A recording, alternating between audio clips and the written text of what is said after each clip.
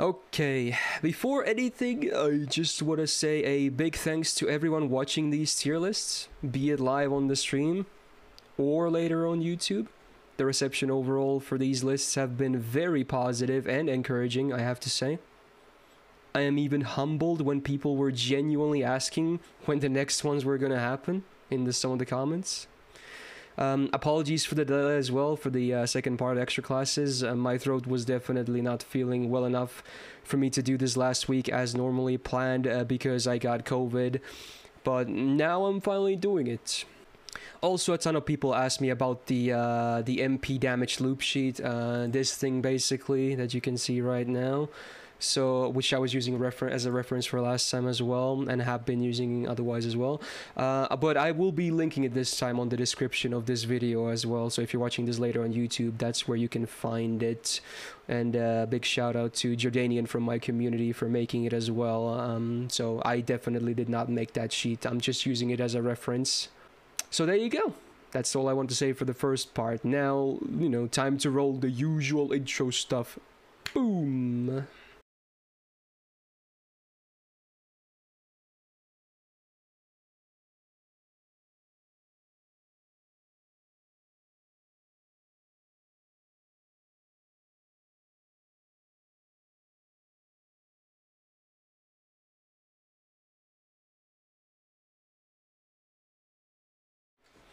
Alright, so yes, here we are indeed.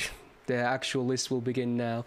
So the second part of extra classes, and as you can see, we're dealing with Shielder, Alter Ego, Foreigner, and Pretender. The list is more or less the same size as the one of part 1. I think the difference is only like one servant more here, if I remember correctly. And it's been a good 2 weeks since I've done one of these, so forgive me. I kind of need to learn the ropes again. You think I wouldn't, but yeah, I kind of do. This is a scary list for me. I'm just going to say that from the get-go. I also think this will be the most controversial one in terms of feedback. And, I am prepared for some criticism if need be. Because I will be the first to admit for a lot of these entries, I do not have the best experience. Mostly because I don't have all of them in JP, and a lot of them are also still very new in my opinion.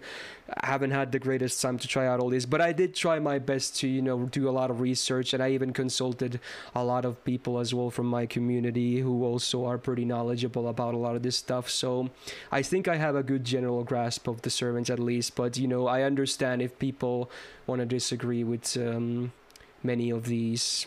And that's, again, this is just an opinion-based thing anyway, so hopefully no one's gonna get too mad about anything.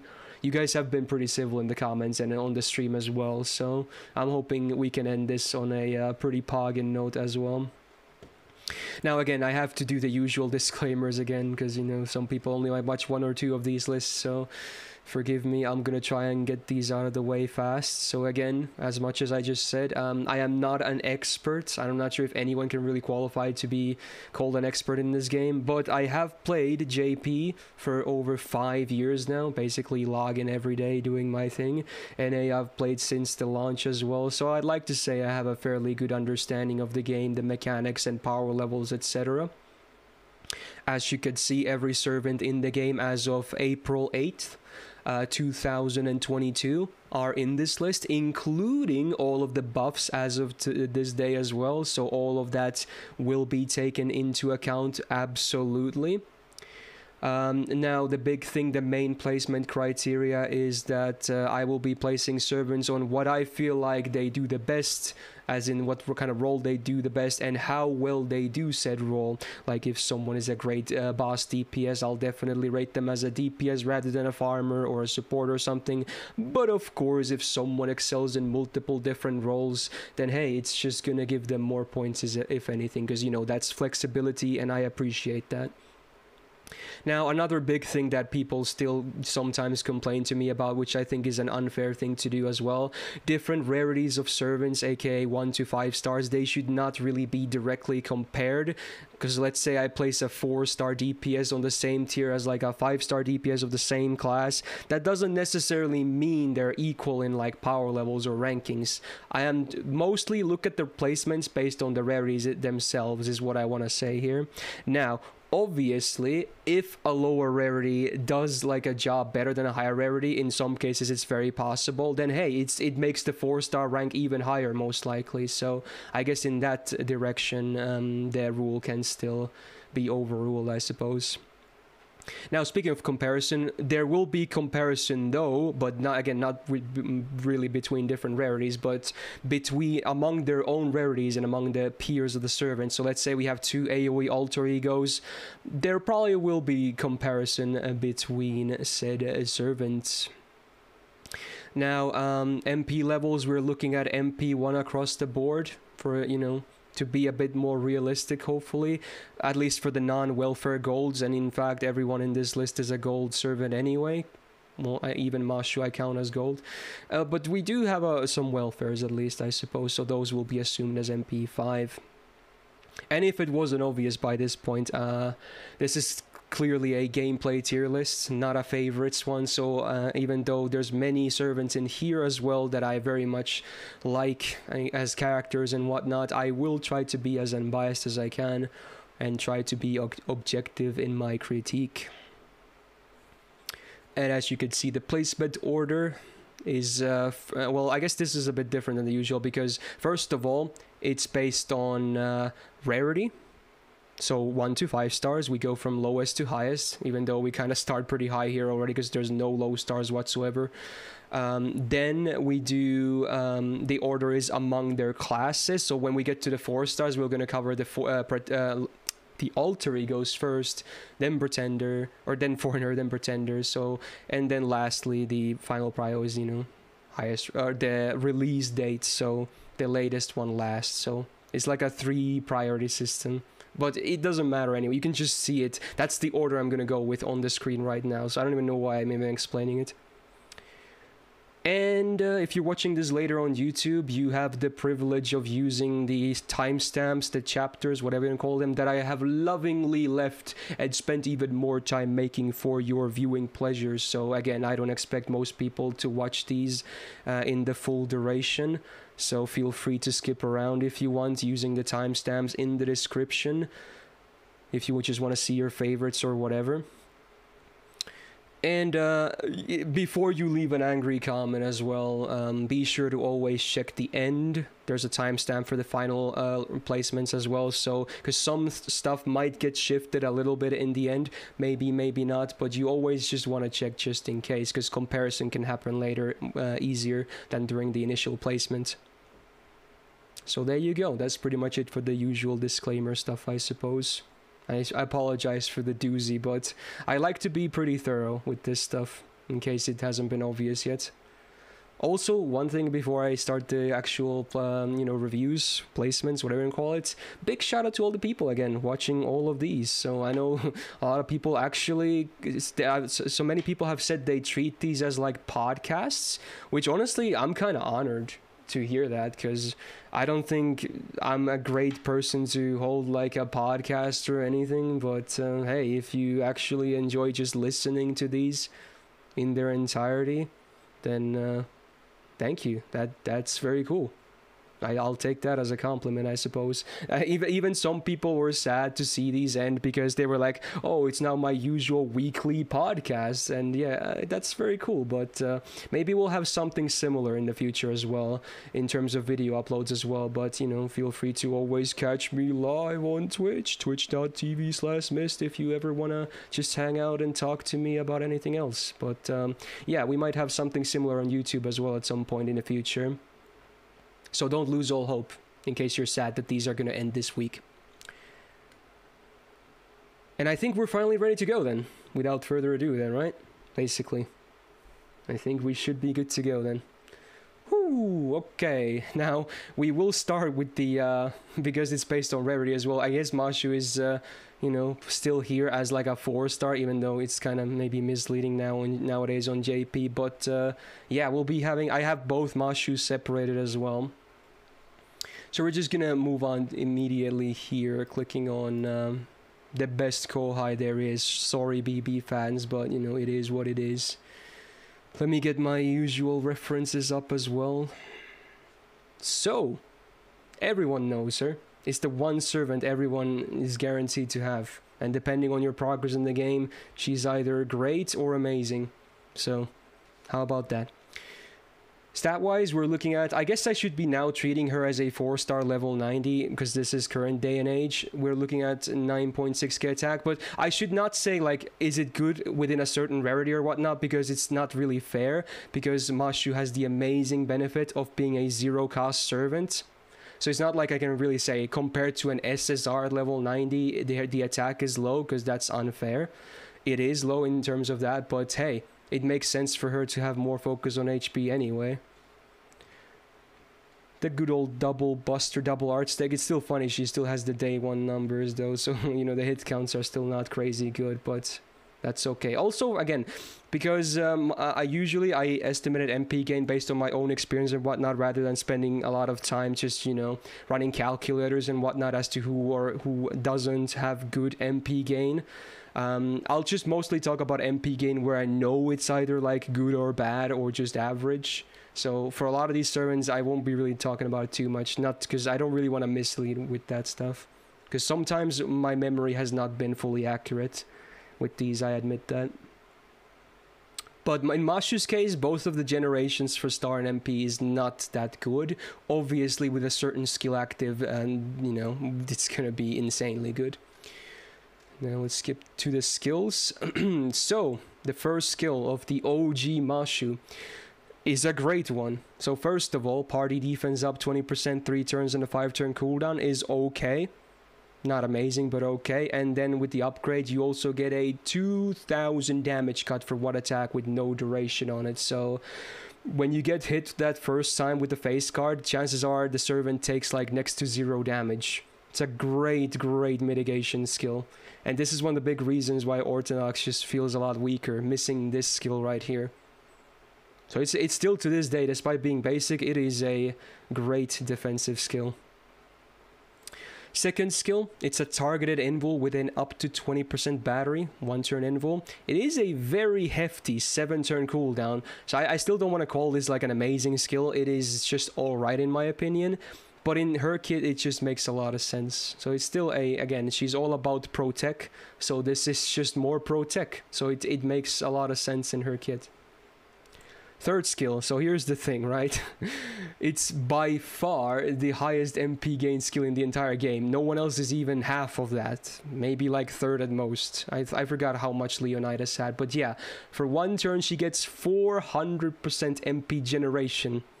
And a ton for 1 turn on a 6-turn cooldown. So if everyone knows that Mashu doesn't even necessarily need starting gauge if you can run the part 1 Mashu, because with this skill you can go from 0 to 100 with a single card chain. If you crit with an arts card, that's basically from 0 to 100. So it's a very easy way to get her MP. So this is a pretty poggin skill, needless to say. Pretty disgusting. You can even OC the MP with just this skill sometimes. Now we're not going to take a look at the Ortinax yet, but passives, here we go. Magic Rosé, just great to have, especially on a tank. Makes a lot of sense. Riding C, pretty irrelevant if you ask me with 1-2 hitter quick, but you know, it's something. Bond bonus kind of relevant for gameplay. And then the append is actually a unique one in Mashu. She gets damage against extra classes, including many beasts. So, yeah, that's an interesting one. She's still not a great damage dealer, obviously, but I guess it's still a pretty working append, so it's an interesting one. And then the upgraded version of the base Mashu is a really good one. Again, basic, but good. So, actually, I'm blanking out. Do we actually have MP3 or 4? I actually forgot. But yeah, we do get a nice flat damage cut for 3 turns. It's MP3, so it's 775 damage cut with no like hit count, which is great. It's a 3-turn 1 flat out. Combine that with the OC of a base 30% defense up for 3 turns. Again, that's a lot of mitigation with just a base 100% MP. So. And with the upgrade, your teammates, not Mashu herself, but your teammates get a pretty damn solid 30% attack up for 3 turns. So she can actually not only protect, but she can actually kind of, you know, boost your DPS output as well. So everything about her is basic, but it's just great and it makes sense. You know, we in a lot of gacha games the main character tends to suck, but hey, we have the luxury of having an amazing unit as our main character. Main playable character, I should say. So I assume a lot of people saw this coming, but there's not even a contest. The OG Mashu belongs in EX Plus, mostly because she's an zero cost servant. That is so massive, like it's stupid. Zero cost is absolutely ridiculous. And she is so good and solid at what she does. Top tier tank with zero cost. Just, you can easily put her in every challenge quest party, and most people do, in case you're, unless you're running like a setup, but yeah. On any other challenge, you can easily slot her in. I don't think this is an even argument, at least not in my eyes, so. There you go. It's pretty funny that the first placement happens to be like this, but yeah. Now, we're just gonna immediately talk about Ortinax then. Or Ortinaus, I suppose, as well as another translation, but I like to use the NA one, which is Ortinax. So we still obviously have the same numbers up here, right? That doesn't really change, so it's still alright. But then we have a different skill set. So the first skill is no longer a defensive one, which in my opinion, and I assume everyone else shares the same opinion, it is awkward because she was much better as a full-on defense-focused character. This is a bit awkwardly placed. It's definitely there because of lore, everyone knows that, but obviously we still have to talk about gameplay value here. So what does the first skill do now? Well, her self-buster up goes up to 100%. For 3 turns, but only 1 attack. So as soon as you use one of her buster cards, that buff is gone. So you better hope it crits, because otherwise it's still not a great damage buff. But if you do crit, it's another 100% damage for crit damage. 1 attack, 3 turns. Now this doesn't get consumed unless you crit, but obviously you would prefer to crit it because you kind of want the buster buff to be there as well. So either until you crit or until 3 turns is over, this disappears. So it's a bit more flexible, but yeah. And she also ignores defense for 3 turns as well. It is a 4-turn cooldown, so for a lot of servants, this skill right here would actually be really damn good. Like, so good. This skill itself is actually a great offensive skill. But on Mashu, sadly, she just is not a damage servant. We all know that. You can make a fun PP creation meme with Merlin with Mashu if you want, but it's never gonna be like a legit DPS strat though, so sadly it's a bit misplaced despite being a great offensive skill otherwise. Second skill, well, we still have a taunt. This one is even on a better cooldown at 5, but instead of giving her a 400% MP gain for the turn, she gets up to 20% battery, which definitely is weaker in most cases in my opinion. But hey, at least the cooldown is better, and taunt is still a great thing to have on her, despite not being as tanky as she used to be. So I think this skill is still alright. And then, the other good thing about Ortinax, honestly, which I still like, she has a second taunt. This one is a hefty 7-turn cooldown, because it's basically the invul skill, but you can't even target this one, sadly. The invul is always going to go on herself. The demerit is not big, though. It's basically negligible. It's only a 500 damage to herself. That can't even kill her, so at least the demerit is small. But having access to a double taunt, with one of them being an invul as well, means that she can still do a lot of pro tech. I feel like a lot of people are giving Ortinax a way too big of a bash. No pun intended. Passives are the same, which are still fine, same as the append. And then the MP. Sadly, it's a downgrade as well. It's just flat out worse. So the damage cut number on the MP level is the same, but instead of being 3 turns, it is now only 3 attacks or 5 turns, which in 99% of the case is just weaker. It's just flat out weaker. The OC is the same, which is still good, the 30% base defense up for 3 turns for your party, but it's also missing the attack up for your allies, so yeah, it's definitely a very sizable downgrade on that MP.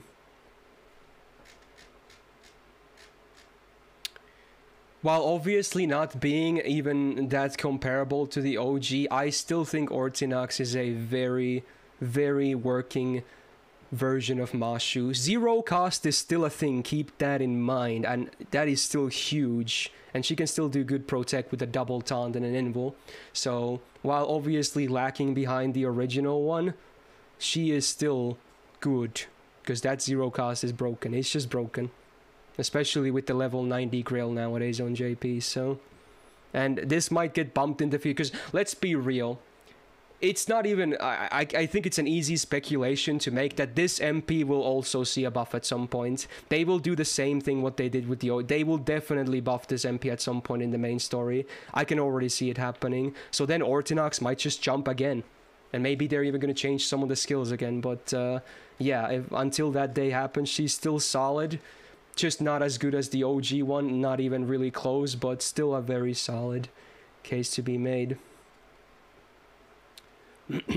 Right, that's it for the shielders, I guess, because there's still no other ones, and I'm not sure if there ever will be on other ones. But we can start with the 4 stars now. There's not that many, even with 3 classes of them, but the first of all is an alter ego one. We got Passionlip, a very OG one, obviously in the first batch of alter egos added into the game. They added 3 in the same event though, which is kind of nuts, with a moon cancer as well. But yeah, Passionlip, what are we looking at? An AoE buster DPS, which I think is, I'm gonna say it immediately, I think it's a shame. Some people are defending the AoE MP, but I think it would make more sense if she was single target though.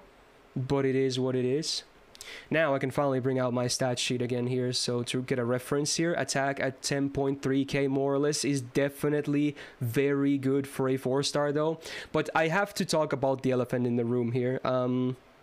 You guys, a lot of you guys know how I feel about the alter ego class, and I guess nowadays also pretender. I don't think it's a good class. I just think alter ego as a class is just weak, sadly. So this, yes, her attack is high, but you gotta kind of think of her as a berserker offensive wise, because the modifier is only 1.5x instead of the good 2.0 against the classes she's good against.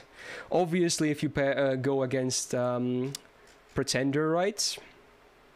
Or not, no, foreigner, you do get the full, then that's the best case, the full attack and defense advantage, but you don't fight foreigners too often, sadly. So, and yeah, when you are fighting cavalry, that's one of the reasons I don't think alter ego or pretender are that good, because you don't get any defensive advantage. You're still full on neutral, so you get half the attack advantage and neutral for defense. That is a big deal. Obviously they're very flexible, because you know, if you're fighting mixed classes of like cavalry, then yes, alter ego is definitely very viable, but in a lot of cases you still might want to pick like a cavalry unit or something like that. So yeah, but hey, at least her attack is still high despite not benefiting as much as she could from it. HP obviously a bit on the lower side, but you know, it makes sense because her attack is high. We're looking at a full gorilla deck, which I think honestly works for her, because her MP is kind of a noodle, so at least her face cards have pretty okay damage potential. I say okay, because I think some people overrate her. It's not that good. It's okay, but it's not that amazing. Now, let's take a look at the skills. There's some stuff here at least. So, first skill is a full-on defensive one. Self-damage cut up to 1k for 3 attacks, 5 turns is alright for sure. And also debuff immune 3 times, 5 turns on a 5-turn cooldown. And this debuff immune is also very important when we get to the third skill. Yeah, it's a pretty solid defensive skill. Nothing crazy good. There's definitely better ones in the game out there, but definitely I would say better than average for a defensive skill. So that's not a bad start. I like that the FX are good synergy, so you know, it's not awkward to use the skill at all, and it's also flexible with the turn and hit counts. Second skill has been buffed, which is cool, I suppose. It's another taunt for self, 1 turn. She gets up to 30% defense for that turn as well. Now here's the thing, the buff added an attack buff, but it only activates if she's at least 50% HP or lower. At 50% HP, it starts from 30% on max rank, and if you're like around 1 HP, it's then up to 50% attack for 3 turns. It is a 4-turn cooldown, so if you can somehow consistently keep her on a low HP, this is a great uptime for this skill on a good attack buff, but it's definitely far from consistent. instant, because she also heals herself anyway, and I assume your supports might do some healing as well, you know, courtesy of Merlin, for instance. So it might be a bit hard to actually get this to really work. So I feel like I shouldn't really put too much emphasis on it. I still think it's a good skill, because it's still a good defensive taunt on a 4-turn cooldown. That's great, but it's just a bit hard to use the attack buff, basically, a lot of the times. Now, the third skill. There's a lot of stuff here. So, first of all, 30% attack up 3 turns. Alright, ignore invul 3 turns. Great utility. And then the meme, you have a chance to instant kill with for 1 attack on or 3 turns. Only 10%, so it's only almost against bronze mobs, so it's definitely irrelevant against bosses. You get 30% defense for 1 turn, and then you also immediately stun yourself upon using this skill. So you better make sure you use either this first before using this skill, or, you know, have someone else protect from this, because this stun happens immediately when you use this skill. So you gotta be ready for that. But luckily, this is a 6-turn cooldown, and this is a 5-turn cooldown, so this is, you know, this should always be up by the time you want to use this. And because this is also flexible, it's not like it's a 1-turn debuff immune. You don't have to miss a turn with this to use it again. No, you can just pop this immediately again, unless the enemy somehow debuffs you 3 different instances in 1 turn. You are gonna have one of these stacks still remaining for this on the next turn, so it's a pretty good way of dealing it herself, at least, I suppose. Do debuff immunity stack? They do not, no. Ooh, at least if it's a full-on debuff immune, I'm pretty sure it doesn't. If you have like a charm immunity, I think that might stack on top. I'm actually not sure, but I'm pretty sure if it's the same effect, it doesn't stack. Anyway, overall, the kit isn't too bad. It's not the best I've ever seen, but it's certainly above average, I would say, as a whole. Magic Receipt is nice to have. More crit damage, or rather, the only crit damage she has, not a whole lot of it. Star Generation is not terrible with the AoE MP, because it has a lot of hits on a Buster MP as well. But besides that, it's kind of useless for her face cards. Goddess Essence is great for the additional debuff risk. So overall, passives are pretty okay as well, at least. Pretty on the good side. Assassin bonus is actually noteworthy, because again, you can definitely bring alter egos in against assassins. Arguably the best case use of alter ego is against assassin of all the cavalry classes, right? Because casters usually aren't, they kind of lack the DPS compared to like rider and assassin. So this is probably like the best case scenario for a pretender, or not pretender, alter ego. But I guess, you know, foreigner would be the best, but again, we don't fight foreigner too often anyway. Now, the MP has been buffed, but I'm not gonna lie. Sadly, they didn't change anything besides the damage up and then just increase the OC heal, which is still party-wide. So it's a 3k base on party healing, which is not bad. But I'm not gonna lie, even with the buff, the MP is still kind of a noodle. So that's going to be a theme here with this this entire list, not just alter ego here, but a lot of the AoE servants in this particular list, their MPs just don't hit super hard for a lot of them. Some definitely can, but most of them just don't hit hard. But yes, as I said earlier, it is a 12-hitter MP, so it can actually, if you hit 3 enemies, you can get a decent chunk of stars at least, despite it not doing amazing damage. And I guess it's another way for her to have an easier time enabling to have a Buster Brave Chain, which is obviously her big damage potential. If you don't hit those, then her damage just isn't that amazing. She's also lacking Absorb, so if you do have stars from your supports and whatnot, it's still going to be inconsistent with her crits, which I don't like, because I would prefer Buster face carders to have some, you know, crit potential too. She's not bad by any means, but I feel like she could use a little bit more love. And again, you know, I still don't think alter ego is all that amazing. I think B+ is pretty fair, honestly. I think B is a fair.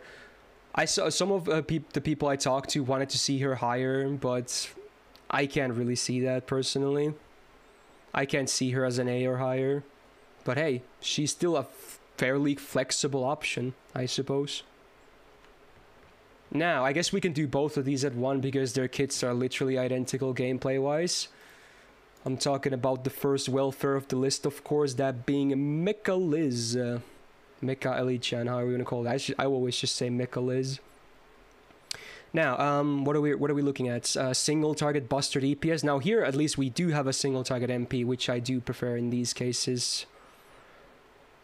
As for the attack, basically 10k attack, again on the higher side for 4 stars, but you gotta keep in mind again the modifier for the class is not ideal, but hey, at least it's still alright.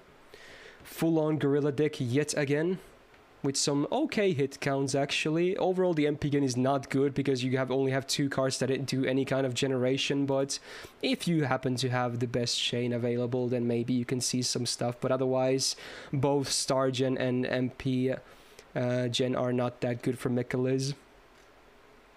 First skill, her version of Innocent Monster I guess. 10 stars per turn, 3 turns, and self-defense up 30% for 3 turns on a 5-turn cooldown. Definitely one of the better examples of how this skill can be alright. Some are absolutely bad, but this one is actually good, I would say. And because even the effects are very flexible, so you can always just pop this when you have it, and you're gonna be fine. No need to worry about wasting cooldowns or being awkward with it, so this is a pretty good skill despite being basic. Now the second skill was actually buffed with the Halloween batch, the super rerun, where they buffed like all the welfare Lizzes, basically.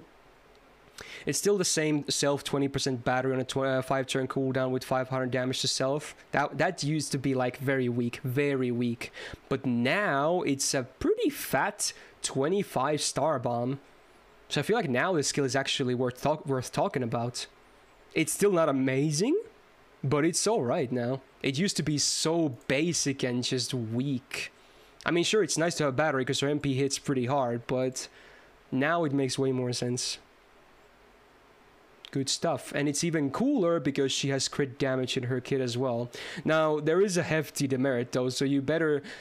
sometimes you sadly can't use this first, because sometimes it's just kind of wasted if you can't crit that turn or MP anyway, because the MP damage, while it being a very high 60% and the crit damage, a pretty solid 60% too, they're only 1-turn effects, but the demerit is you remove all of your not just one or something, every defensive buff she has, including the defense up from the first skill, is gone when you use this skill. So ordering can make this skill sometimes very, very awkward to use. 5-turn cooldown. I think this could have been a 4-turn cooldown easily because the demerit is so high, so it's not an amazing skill, but hey, again, this really contributes to the fact that her MP actually hits pretty damn hard. Not an amazing skill though by any means. Right, so Magic Risby, it's okay, and debuff success rate, it's only really relevant for the MP, but I guess it's a bonus. Lancer bonus is a good joke on the append, and then the MP. I do like that it removes defensive buffs, but I don't like that it's after damage, sadly. And the defense down for 3 turns, 20% based on that OC, is also after damage. Despite that, it still does good damage, especially if you have the 3rd skill up, because it is a free MP5, so yeah. But it's a bit awkward as well when you think about it. But a lot of people who have used her still know that she's still a pretty hard-hitting servant. Her uptime isn't great by any means, but her highs are pretty high, I would say, especially for a welfare. It's guaranteed to remove. Yeah, it's 100% base chance to remove. If they have some removal resistance, it's not guaranteed, but yeah, otherwise the stuff gets removed. This is a tricky one. Is A too high? Because after the buff? I think it's one of these two. Because free MP5 is still pretty litty, and they're pretty versatile. They're still pretty versatile, I would say. I think it's fairly fair to... I think it's fair to put them on A, honestly. After the buff to the 2nd skill.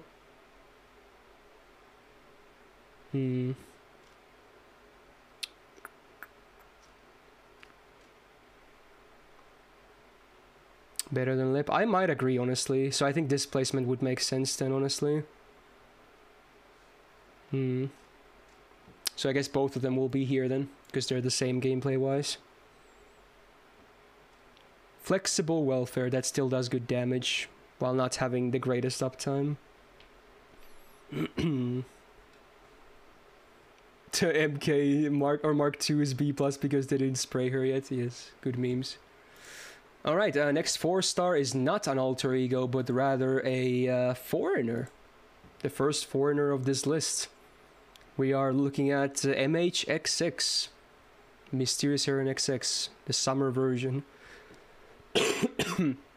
Definitely one of my favorite Arturia faces. In fact, there we go, that's better. I did it for you, chat, and for myself. What are we looking at here? We finally are not looking at red, because now we have a single target arts DPS, so a bit different. A bit of, you know, variety, if you will. And unlike Alter Ego, Foreigner does not really suffer from a bad modifier.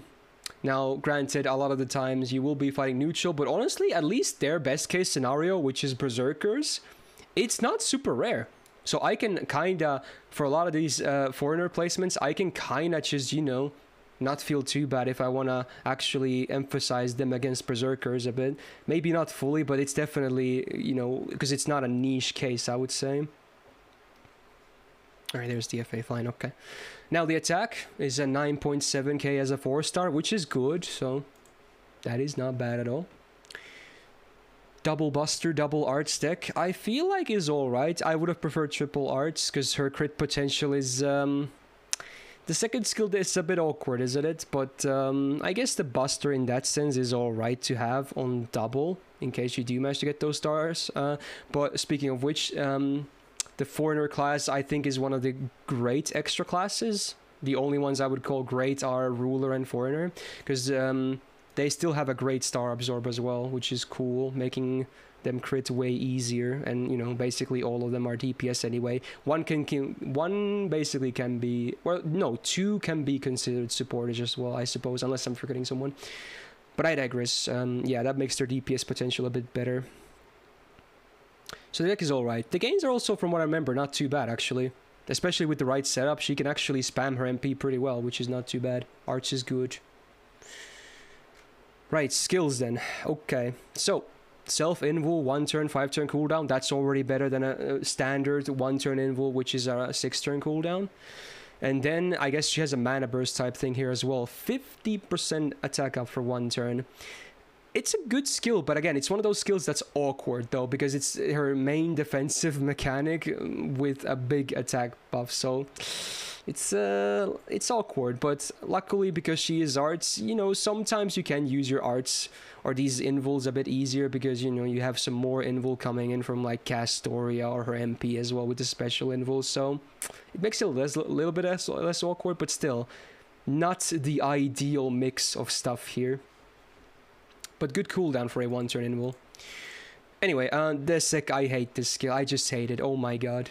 20 star bomb, 4-turn cooldown ain't too bad, but reduces own absorb by 100% for 1 turn. Now, you might say that's not too much, but sadly, negative absorb is more brutal. That means her absorb is basically gone. It's gone. This is not the same as plus 100%. Negative 100% is, it's a different calculation, so it's gone. So unless you have like max stars, bye-bye stars for her, this doesn't make any sense. She's supposed to be a DPS herself. It just doesn't make any sense. It's there definitely for lore reasons, which I hate. But man, they need to fix this skill. Just fix it. It's just, I hate it. I just hate it. I guess your supports can get some crits for their MPs, but that's it. Wow. Just yikes. Yeah, just bring Zerg teammates. Mostly against Zergs, that makes sense. Dot. Anyway, the third skill, another 5-turn cooldown. Ignores invul for 1 turn. Up to 30% battery for self. And damage modifier 50% against threat to humanity for 1 turn. Not the most common trait out there, as people probably know, but, you know. Because most of the time you won't get that damage mod. I feel like it's just an okay skill. I wish that ignore invul for 3 turns, honestly. I think that would have been fair and not be broken at all. But oh well, it's just an okay skill, I would say. Helps with the MP uptime as well, I suppose. And maybe usually is used to get her like going with the MPs, if anything. I guess it is, yeah, Paul, worth noting that most foreigners do have this trait, and in case people don't know, foreigners are actually effective against foreigners, but I still wouldn't really recommend it for a lot of times. You might as well just bring an alter ego for full class advantage. But you could bring, like, if you want the double-edged sword matchup, you could absolutely bring a foreigner against a foreigner, but, you know, you would be probably smarter to bring an alter ego. Anyway, the Foreigner passive, I like it, it's good, it's basic, so it's always at 2 stars per turn, and then the rank defines of how much debuff res you get. It's not a big skill anyway, so even a low rank like D is still, it's not even that far from like a high rank one. But it's a nice passive, it's just, stars are always nice to have. Wow, first sneeze. There it is. Oof, maybe a second one is gonna happen soon as well. Well, you guys have the emote now at least. Okay. Anyway, second passive. Star Generation. This is the one she gets from her Assassin version, right? Doesn't make that much sense here, honestly. It makes a lot of sense in the Assassin version, but it helps a little bit, but it's a bit misplaced here. But it's a bonus, I guess. Independent Action A is great if she had better crit potential, but, you know, it can be alright. Riding A, again, from her, you know, I assume Assassin counterpart mostly. It's only 1 quick, but at least it's a 4-hitter, so it's not the end of the world. Right, Moon Cancer bonus, good joke. The MP actually has been buffed, which is now... This is a funny thing about it, though. Okay, first of all, it's a good amount of damage, and the OC is actually not bad. It's a 1-turn attack buff before damage, base 20%. But now, the base... The normal modifier was buffed to 200%. That's on the high end of damage mods for MP. Against Saber. So this is actually funny. Not a lot of people know this. In fact, I didn't know about it either until I saw the numbers. Her MP at MP1, for instance, does more damage against the Saber than MP5 Kuro, who is known for like a hard-hitting MP as well. Like, can you believe that? Can you believe that? It's true. It's actually at MP1, she does more damage against the Saber with her MP than MP5 Kuro does. I'm not joking. I saw the numbers. It is kind of silly. That's just MP1. Sadly, again, it's only for the MP, so I still don't think she is a great option. Like, you probably still want to pick an archer against Sabers. But if you want the fattest MP against Sabers, well, this is basically it. Because it's not like a 1-turn buff, so even her follow-up phase cards won't get the bonus. She's just gonna be neutral hitting them anyway. But hey, the MP at least fucking nukes. Right? There you go. So that's cool. She's in an interesting spot. Like, she's actually a pretty solid... She's like a 4-star version of Yang a lot of the times, which is still not bad by any means, right? Jax is molding because Kuro is called bad, maybe, if I'm guessing. She's still alright, honestly. Despite I don't really love her skills, and the MP is mostly good against Sabers. At least against Zerx, with the upgrade it still does decent damage, even if you can't get the damage mod. I think it's either B plus or A, honestly. What do you guys think? This is what, honestly, I think this is one of the harder ones for me to place, if anything. It's one of these two. A plus is too high in my opinion, at least.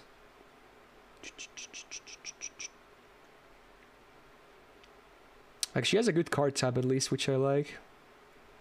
We can maybe justify an A, honestly. She's still great against Zerx.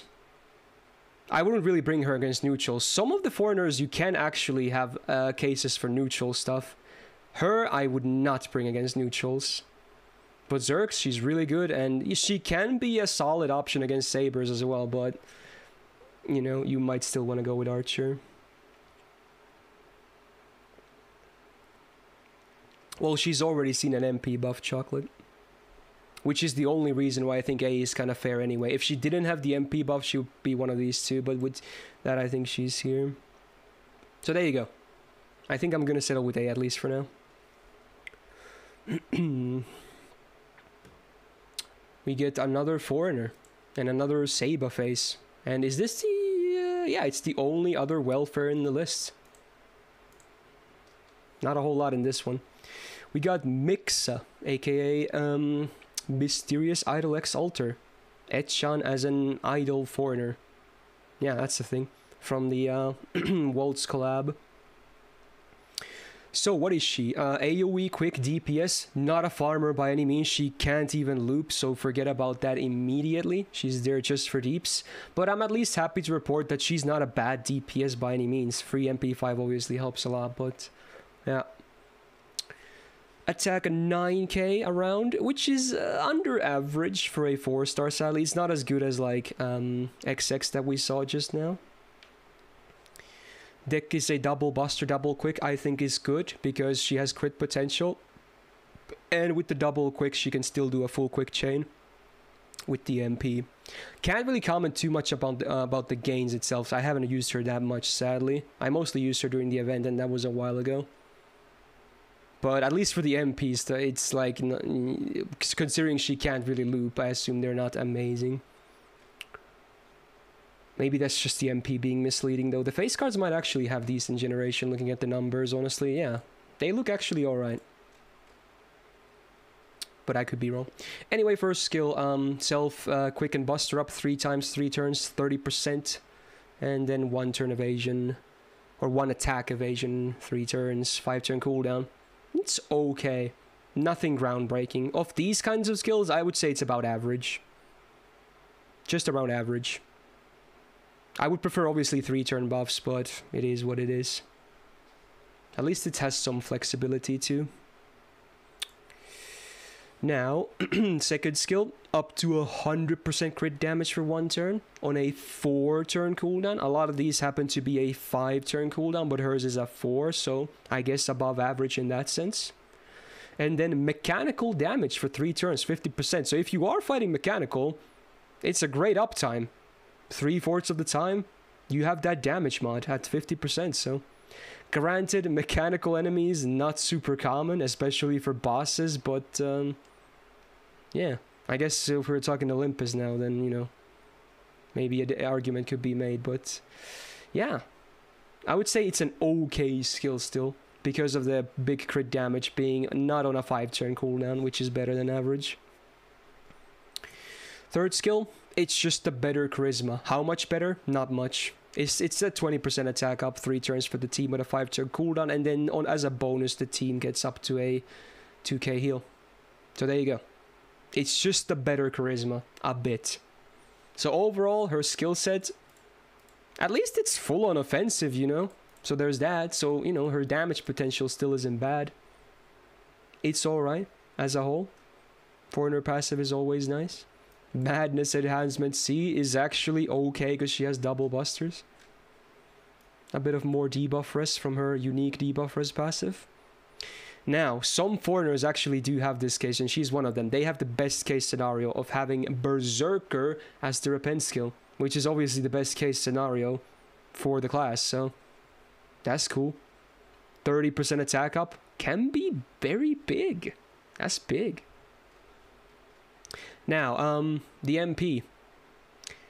First of all, evil damage mod, 150%. Not too bad. Anti-evil is honestly pretty solid. There's a lot of servants that have that on their MP, or even skills, and it's one of the better damage mods in my opinion. And then the OC is also pretty good. Quick up 1 turn before damage, base 20%. Very okay as well, yeah. Good. Like, and it's a free MP5 as well, so despite obviously not having a buff, it still hits alright. I wish it has a bit more hits than 4, but it still can generate a decent chunk of stars, I suppose. So yeah. It's actually, I think overall, she's obviously not like a farm or anything, but as a DPS, she's not a bad option. I feel like we're looking at yet again another A here, if anything. I think she's just alright. She's pretty good. You probably have better options, chances are, when she happens, but she's still an okay option for sure. Don't farm with her though, that's not gonna end well, but DPS, you can absolutely do. Alright, that's it for the welfares, I guess. And in fact, now we get the last 4-star as well, and the first of the pretender classes. We got Hephaestion, aka Faker, aka Spoilers, but Yeah, for again, much like with Alter Ego, I have to mention, it's basically the same case. I don't think Pretender is a good class because it's the same, but for Knights. If anything, I think Pretender is arguably worse than Alter Ego because I feel like Knight classes have way better DPSs most of the time than Cavalry does. Do you guys agree? So there's even less reason to pick a Pretender for Knight classes than an Alter Ego for Cavalry, right? So I don't think Pretender is a particularly great class. So obviously, if the people don't know, they're the same as Alter Ego, but instead of being anti-cavalry, they're anti-knights. So they still have the same annoying 1.5x on the effective damage. Although obviously if you do bring them against Alter Ego, you get the best case scenario. So they are obviously the best anti-Alter Ego in the game. Sorry Musashi and Kama, I guess Hephaestion might be like the best anti-Alter Ego right now. Fun fact. Now what is she? She's a single target arts DPS. Let's take a look at the numbers. 9.8k attack is on the higher end of 4 stars, but again, because of the class, it suffers a little bit, but at least it's still fairly high, so not too bad. Double Buster, double arts is good. I would have loved to have seen a triple arts, but, you know, you'd be surprised. She can still actually spam her MP pretty well. I mean, a lot of the times because of the second skill boosting it a lot as well, but even the face card gains themselves are fairly alright. So she has a pretty spammable MP, which is cool. Now the skills. We got another one of these double buff thingies. So self, arts, and buster up. And now this is just a flat out 3 turn, not just 3 times. It's the same 30%, which is good. The cooldown is 6, so it's not the best. And then you get the special thing where she gains full class advantage against caster for 3 turns, full, like 2.0 attack and 0.5 taken. So that's like that's Rider literally right there. Now it's cool as a concept, but it's useless in my opinion. It's useless. Now you might be saying why. I hope it's obvious, because normally Pretender is a bad class against casters, and this is only up half the time. Unless you're confident that you can 3 turn a fight, then it's fine. But besides that, I would never bring her against a caster. Why would I not just bring a Rider? There's so many amazing Rider DPSs, right? I just don't really get this. I mean, again, I do get it. It's a lore thing. It's definitely a lore thing. Rider would just make so much more sense to bring. They have always the advantage, and they don't have a scuffed... Well, I guess this is still a 2.0 damage modifier, but... like... maybe if you're lacking Riders, maybe then. And maybe if you are capable of speedrunning the boss with her, then yes. But otherwise, it's an awkward thing for gameplay-wise. So overall, it's just an average skill in my opinion, because I'm not really going to put too much emphasis on this. In fact, her best case scenario might be against Lancers, because from what I remember, that's what her append is as well. Anyway, second skill. We finally got the return of Rapid Words, so... I don't remember who the last servant was that has. Was it like Abigail or something? Like many years ago? Maybe someone in between had the... I digress. We finally got it back, I guess. She has it. So an easy MP right there every 7 turns. Very much contributes to her being able to spam the MP pretty well. Also easy enables her to run Black Grail, which again just boosts her damage potential, which I like. I think, no, Kirike, Cersei, whatever you call her, she was before Abigail, because that was Salem, and Abigail is last built 1. So she was before him. Anyway, I guess if we're talking about the 100% ones, then yes, she's... because Abigail only goes up to 80%. Anyway. She has a taunt as well, because we haven't seen enough of them already. With a 50% defense after that 1 turn. So it's actually a pretty good combo, and a 5-turn cooldown is also one of the better taunts out there. Also 30% MP generation for 1 turn. Great trio of effects if you ask me, kinda. It does come with the demerit of absorbing all of the party's curses to herself. I don't think it's a big deal though. A lot of times there's not going to be any curses, and even if there are, unless you're fighting big chungus, it's not going to be a problem anyway. So yeah, I think it's actually a pretty okay skill. Also, it makes her MP even more spammable because you're gonna get those gains from being hit. And because of the massive defense up, you don't really have to worry too much about dying. Even though, yes, it's the same case as Alter Ego, remember, you don't get defensive advantage against your, you know, most used case, which is Knights in this case. But with this 50% defense up on neutral damage, it's still a big cut, so yeah. Oh, I guess it's a different skill. Well, yeah, you're right, I guess. Okay, fair enough. Overall, her skill set is not bad. It's basic, but it's not bad. It kind of works for her playstyle, I feel like. Makes a bit sense. She has independent action. I guess it's actually EX rank, right? For once, it's actually the opposite. It's pretty funny. We've seen these fake outs more, but this is the good kind of fake out because she has the EX version instead of B, what it claims to be. So a good chunk of crit damage. Permanent is nice to have. She has a unique second passive, which is 10% crit resistance and 10% star gen. I love crit resistance. It's a great effect to have. It's a better version of crit chance down, although it only works for herself, but still, I prefer buffs to debuffs. Star gen, maybe not the biggest thing for her, but it's a bonus. Territory Creation EX though, that's really nice with the double arts and the arts MP. Yes, permanent 12% arts up is really good, and a 10% MP damage passive as well. You can combine that with the Black Rail as well for even more damage. Lancer bonus is good as well because, you know, she's a pretender, so maybe that's her best case scenario if anything. And the MP is also not bad. OC is 10% MP damage base for 1 turn before damage. Not the biggest thing ever, but at least it's before damage. Sadly, the normal effects are after damage. The 10% Buster and Arts Res down for 3 turns. But hey, uptime on them is good. And they're bonus normal effects. So I still think the MP itself is also pretty okay. And again, it's fairly spammable. So you can actually take use of this on consecutive MPs, chances are. So gives you even more gains on return. I think she's actually fairly solid. I'm thinking we're looking at yet again another A servant. Just another A servant, if anything. I still don't think Pretender is all that great of a class, but, you know, she might just be like the #1 alter ego counter right now, if anything. Mostly because we only got 2 Pretenders and the other one is not an amazing DPS, sadly. Some people are saying A+, but I feel like I kind of want to keep her in A, honestly, still. Although it's worth noting that she's actually permanent, which, you know, is cool, because it's maybe a bit easier to get some MP levels then.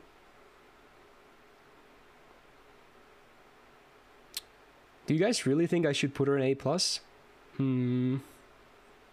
I don't know. That's a tough call. I feel like I want to place her in A for now, though. We'll maybe come back to this, right? Maybe this is the one we're going to talk about when we do the final adjustments, I think. I think I'll just leave her there for now when we get a bit more like comparison and whatnot. Although obviously there's not a lot of Pretenders, but still. Yeah. For now, she stays there. Can't promise you it'll change, but yeah. I guess, yeah, that's it for the 4 stars, right? Done. Now we move on to the probably the most controversial parts. Not this next servant in particular, maybe as well, but I'm talking 5 stars, of course, SSRs, if you will. We're gonna start with a pretty, you know, well-liked one, I guess. So I have a feeling there's gonna be some angry comments after this. But anyway, we got Melt. A pretty famous one among alter egos, I guess. She's an OG, of course. Single target quick DPS. There you go. Well, let's look at numbers. 11.6k attack is just above average for an SSR, but sadly not the best value because of the alter ego class modifier. But hey, could be a lot worse, I suppose.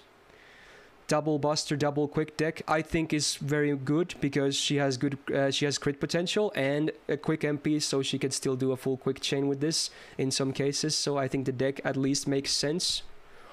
MP game, from what I remember, also isn't bad at all because she tends to crit okay, like fairly often as well. Despite alter ego not having the best base absorb, it's not horrible by any means, and she herself can generate a decent chunk of stars with the correct chain as well. First skill, self-evasion. 2 attacks, 3 turns, and a 5-turn cooldown. Not too shabby. And a 15, yeah, 50 would be cool. 15 star bomb on max rank, so it's okay. Again, slightly awkward, but at least the evasion is also a bit more flexible. It's not like a 1-turn evasion. I do think a 2-hit, 3-turn evasion is better than a 1-turn evasion, personally. Only in very rare cases would you get more use out of a 1-turn evasion if you get hit like 3 times. So, yeah, it's an alright skill for sure. Second skill is the fun one that has seen a pretty cool buff. So, you know, you still get the 30% attack up for 3 turns and a 5-turn cooldown. And also, there is the demerit, sadly, though, that you do reduce your own defense when you attack by 10% for 3 turns, which can actually make a difference sometimes. But now with the buff, it's cool. It's actually really cool. So before the damage lands on face card, and this applies to any normal attack, including extra attack, not every card that she has but the MP card, you get 15% crit damage for 3 turns before the hit lands. Obviously for extra it's kind of relevant because extra will never crit anyway, but it still applies this buff to you for 3 turns. So if you get some good change, you can actually stack her crit damage very high. And because it applies before damage as well, it's even better because, you know, it's an instant use potentially if you start with crits as well. It's actually a pretty damn strong skill now on a 5-turn cooldown. Yeah, pretty damn strong. It's a pretty damn cool buff, I say.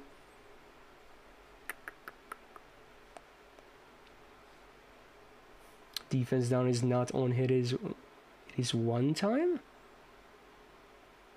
Oh, you're right. I'm stupid. I was thinking of but yeah, you're right. Minor correction. It's just a 1-time defense down when you use the skill. 10%. Yeah, it would be a lot worse if it was on hit. Yeah, thanks for correcting. I was just too focused on the buff version. Yeah, it's not a big deal then, honestly. Yeah, it's not a big deal. So it's definitely a great skill. Third skill also has been buffed. So first of all, AoE MP damage down enemies for 1 turn, up to 50%. So, with a good timing on this skill, you can actually use it to mitigate a lot of damage. You don't have to have like an invul necessarily. If you like stack some debuffs or defensive buffs on yourself, this can actually make a difference. But I have a feeling most people will just kind of disregard that anyway and just use it for the offensive side, which is MP damage for herself for 2 turns, 30%. Now, when you do use it, though, you have to be a bit careful because the other members of your party get minus 50% MP damage for that turn you use it on, which is a considerable MP damage down. So you gotta be careful if she's not your only DPS. You gotta time this a bit better. Sometimes you can sadly do it, though, but it is what it is. 6-turn cooldown, though. Don't think it's all that amazing. It can be good though. It can be really good, but a lot of the times I don't think it's like amazing. But it has potential. Definitely potential is there. Magic Resist B is nice. Writing B is very nice. If anything, I was hoping for higher, but at least B is still very solid. Independent A is, well, it's even more crit damage, I guess.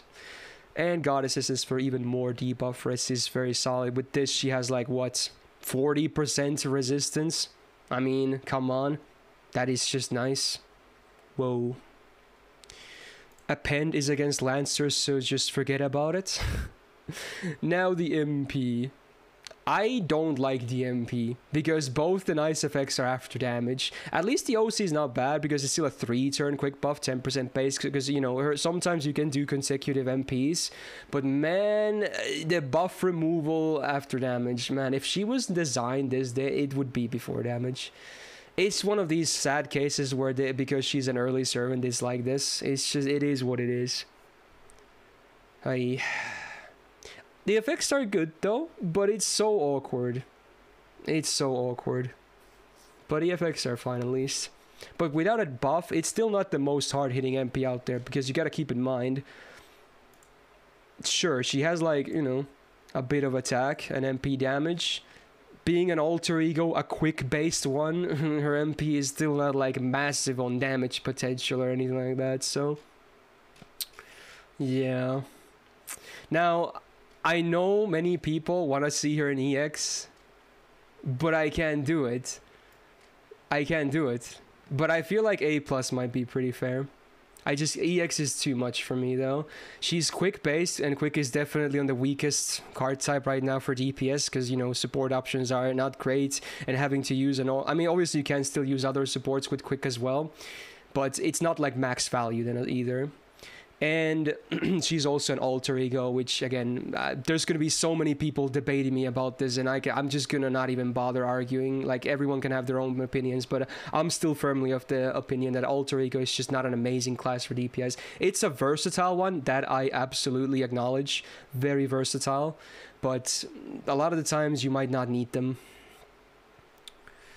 EX if she gets MP buff, yeah, I would probably say so. Yeah, they don't even have to even, I mean, they in this day and age it would not just be a damage buff, they would definitely add or change something. So I would say an MP buff would probably make her EX. Yes, I would probably be on that boat. Yeah, but hey, she's still a very solid single target DPS, just not like EX in this day and age. Anyway, next alter ego from the same event, of course, because they started with a fucking bang when they released these new classes. We got OG Sesshouin Kiara. We saw summer version on part 1. Now we got the OG alter ego. So AoE, arts, DPS, and a farmer, and I'm pretty happy to report she's actually pretty good for both. Not bad at all.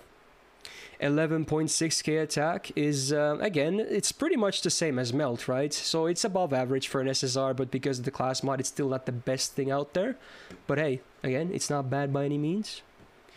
Double arts, double buster deck is okay. She has a bit of crit potential, mostly with the 3rd skill, but not a whole lot. Obviously, triple arts would be the best, but, you know, it's not bad. Now, her base gains, I'm pretty sure about this because I have used her a bit. They're actually not that great. Her face cards don't generate a whole lot, sadly. But she has other ways of doing, like, especially in farming, it's irrelevant anyway, because her MP does enough. And her skills also help a lot, so it's not that bad. Stargen, though, kind of forget about it. Now, the skill set has seen a lot of improvements, including the MP as well. So the first skill is a single target debuff res down 1 turn 100%, which just makes it easier. If you land this, you're basically going to land all of her other stuff as well for the turn, including this minus 30% arts res down for 1 turn. Also her 50% batteries here, and they improve the cooldown to 6. So on a 6-turn cooldown, this is a very good skill. Very good. It is a bit annoying that it's not AoE for the arts res down though, because she herself is an AoE servant. That always kind of bothered me. Like Sherlock got an AoE arts res down despite not even having an AoE MP. It's just kind of interesting. But hey, it's still a great skill. Oh shit, that just reminds me. I'm gonna thank some subs real fast. Sami, thanks for the 11 months on tier 2. Ambrosiac with the brand new sub. Good name with the 33, and just now Tigris, thanks for gifting 3 subs as well. Thank you guys, very nice of you, much appreciated. Yeah, good skill. Second skill has also been buffed, and man, that's a great buff. Oh, I love that effect. So first of all, guaranteed AoE drain, love that. Buff adds a full-on AoE buff strip, not one, not just attack buffs or every buff that you can remove. Every buff. Boom! It's gone. It's Eva. It's the same as Yvonne. And then a 30% defense down on AoE for 30%. On a 6-turn cooldown. Strong. So strong. This is really good too. Like, every buff that can be removed from every enemy is gone. So good. And the AoE drain, man. Such a nuts skill, even to this day. I agree, it's an EX tier skill. Absolutely. So first, already 2 amazing skills. This one is not necessarily amazing, but hey, it totally makes sense with her MP and the rest of her kit as well. So it's the standard 1-turn invul on a 6-turn cooldown. But 50% crit damage, 50% MP gain, this is actually pretty big, 50% debuff res, and 50% healing for 1 turn. And the best thing about it is that she can actually kind of use all of these effects herself.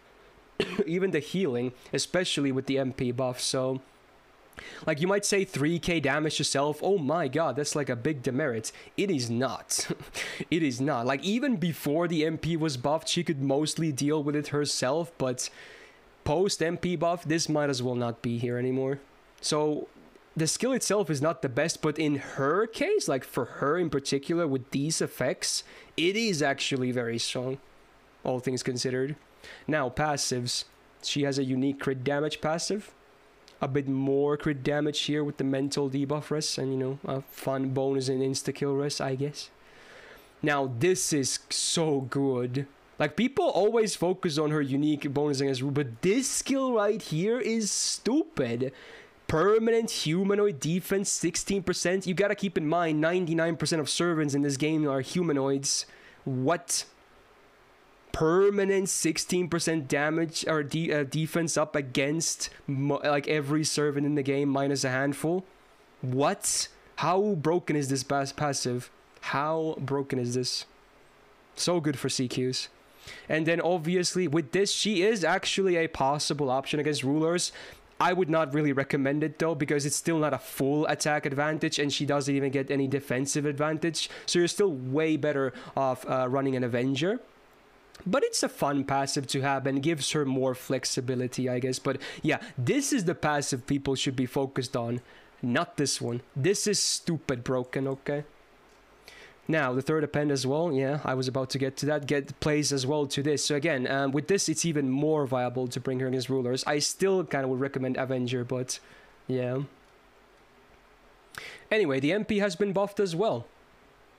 And man, it's one of those absolutely ridiculous MPs that has the godly normal effect combo of both ignoring invul and defense. So hey, you're gonna get hit by Kiara unless you have Castoria protecting you. You're gonna get hit by Kiara whether you like it or not. And with the damage buff, they also buffed the OC. Like, look at this. They not only buffed the healing, but it's more than double. It's a base 5k heal now. Like, this is a 3k damage to her, so like, even if this healing up wasn't there, 1 MP alone already heals more than this does. And if you have this active, a base 100% MP is a 7.5k heal. And she has tankiness because of this too. Like, she's a utility monster that's very hard to kill, and her damage ain't bad either. And, again, now is the first time I can bring this up again. Again, this will be in the description in the video later if you're watching this on YouTube. She can run Black Grail with a Castoria setup, and if you look at the numbers, these are solid numbers for farm. 100k plus on MP1 across the board. That is good farming, man. That is some good farming. Even as an alter ego, like, yeah. So, I debated about it a little bit, but I have to place her in EX. I have to. Great farm, and really damn good on CQs. It just makes sense. She has to be here. Even though, yes, alter ego is not the best class, she just does so much, and she does it all so well too, so, yeah. Assuming BBG is not fair. Well, it's not a massive difference, even if you were to run a single Black Rail. The numbers would still be good. Not that high, but still they would be good. But yes, you making a point of assuming BB, it is unfair. But yes, it's just a reference, because that's what the form uses. Okay. Very cool. To be noted for mixed farming as well, JP looked like they like to mix class recently, so that's a big advantage for alter ego. Yeah, I guess that's worth noting too. So there you go. For farming, alter ego might even look better than what they used to. There you go. Alright, next one. Now this is a big unbiased moment there, but yeah, sadly not as good as Kiara, I can already tell you that much. But hey, here we go. One of my waifus, Okita Alter, the OG, not the summer version, but the OG alter ego. AoE buster DPS, and actually a farmer. Maybe not the best in either, but she can do both, I suppose. Now, she has a really high 12.4k attack, so that's already easily the highest on all of this stuff. But again, even with the alter ego modifier, it's not the best, but you know, at least that compensates somewhat well. Double Buster, double Quick Deck makes a lot of sense with her, you know, MP and her kit, I would say. And as is with every Okita, her generation is really good. Even Stargen is actually pretty noteworthy, I would say. So at least upstairs-wise, she's, like, amazing. Like, all of this stuff you're looking at right here, like, amazing. Just flat-out amazing. Sadly, maybe not as amazing elsewhere, but, you know, if we only look at this part, I think this would already be an easy EX. But, yeah, we have to look at other stuff as well. Anyway, first skill. She has, again, one of these double card types. So it's a 3-turn, 30% double card type up, them being quick and bust at this point. But it's the slightly weaker version, because some of these are actually 5-turn cooldowns. This is a 6-turn cooldown, so you could do better than this. You could definitely do better than this. Yeah, not bad, but could do better. Second skill has been buffed. This was the good joke. The first buff, it's a good joke. First of all, 30% battery. 500% absorb for 1 turn. 6-turn cooldown though, so not the best uptime on that absorb either. And then the buff adds a 20% attack up for 3 hits, 3 turns. Why is it 20% when it's only 3 hits, 3 turns? Why? Why? They gave so bad buffs in that event. Remember that Mao buff as well? What? That doesn't do much at all. I mean, it's nice that she has an attack up, so it's a bit more mixed buffs, but it's not a whole lot, is it? It's not a terrible skill all in all, but this buff just confuses me. It should be way more than 20% if they want to keep it on 3 hits. Anyway, at least, you know what? Yeah, it's worth noting that for farm, at least, it's a bit better, because all of these 3 hits will go into your 3 MPs.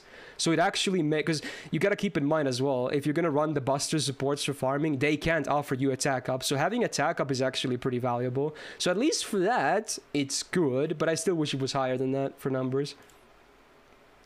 Now, this buff was way better. Now, this was a good buff. Okay, now it's a 3-turn MP damage up, which again goes really well with the Buster farming. 30% ain't too shabby. 5-turn cooldown, also not too bad for DPS.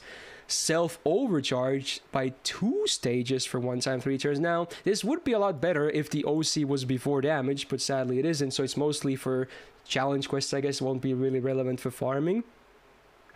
And then also they improved the evasion as well to 2 attacks or 3 turns. So on a 5-turn cooldown, this is actually now a great skill.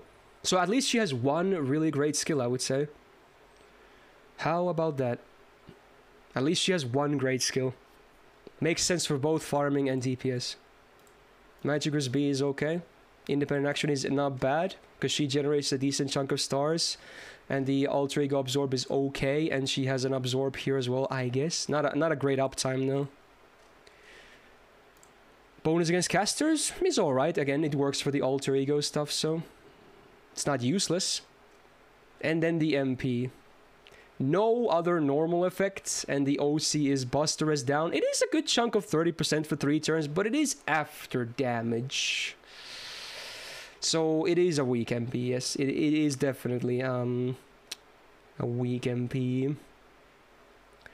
Now, if we take a look at numbers right here, I'm pretty sure she's here as well. Yes, she is. Okay, so you do need double witch Oberon to even do the farming, and you can't run from 0, obviously. And the numbers themselves are like... Obviously, turn 3 is really good, but besides that, it's a bit lacking. It's a bit lacking still, huh? Yeah. So she's still not the best farm. She can obviously do farming, but she's not like the best option ever. And for challenge quests, she's not bad by any means, but if you're not running like multi-class enemies, you probably want to pick cavalry instead. As much as I like her, she could, like, if they ever add a good MP buff to her, she would be so amazing. Like, just give her a good, the good damage buff and add like a new normal effect that's really good as well. She could be so much higher. That's all she needs. That's just all she needs. But as is, she just isn't right there yet. I still think she's a B+ though, because of Buster supports greatly enabling her. And she can do farming, and she can do great DPS as well. Not amazing, but great. But that's... I'm not sure if I could even put her in A, honestly. I'm not sure if I can do that. Yeah. Yeah, I guess that's worth noting, Rish. It's not in my criteria, but according to Rish, you can still loop majority of cavalry 90 plus notes at MP2. So if this was MP2, I would probably at least consider A, easily. But my criteria is MP1, so... There you go.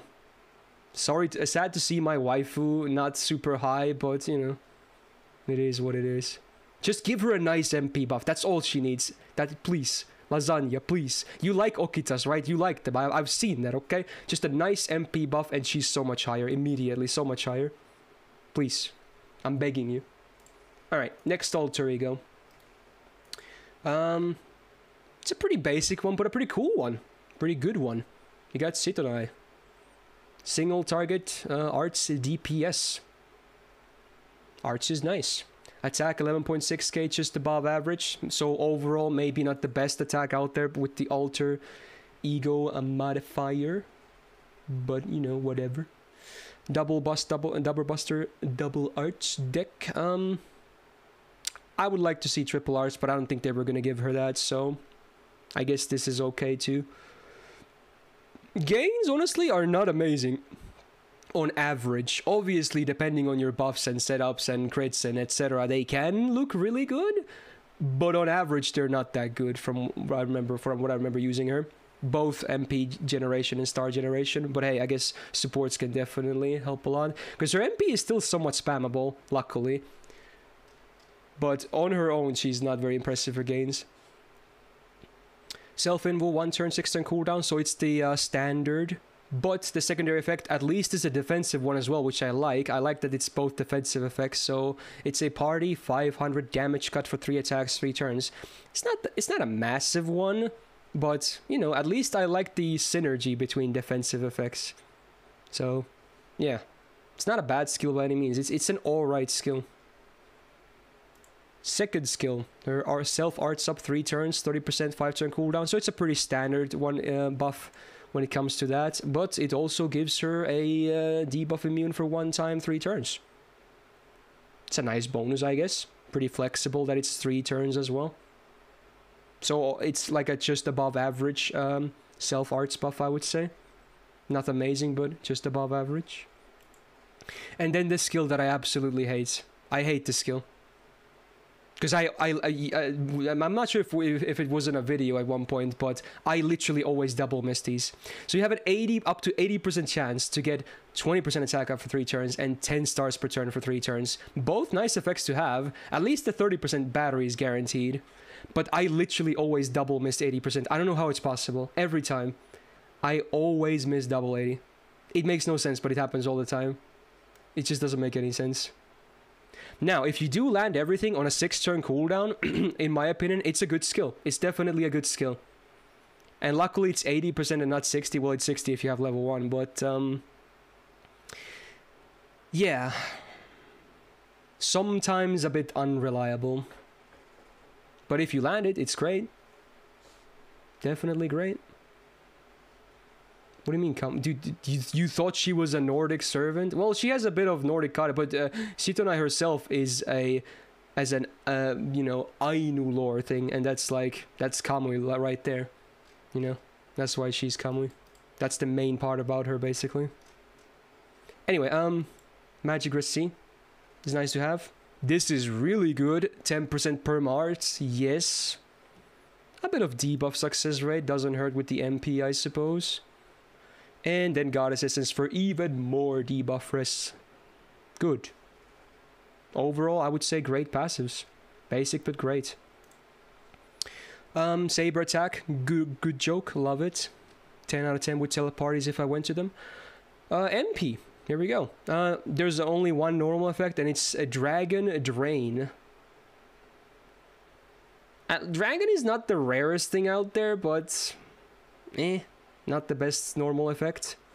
OC has 2 debuffs after damage. 20% defense down and crit chance down for 3 turns on base. I think both are very great effects. I wish the defense down was before damage, but oh well. Still a pretty solid MP, I would say. If they ever buff this, this could be like a god tier single target MP, especially if they add something. But right now, it's a pretty solid MP. I like these debuffs, even if the defense down is after damage. Like, again, she's very basic, but she works really well as an arts DPS, in my opinion. I feel like an A+ is very fair. She's great. There's not much wrong about her. I just hate the RNG, but yeah, she's actually good. Especially with Castoria. Just pretty good uptime on that MP, I would say. I think it's even better than Melt. Pretty sure. A lot of the times, so there you go.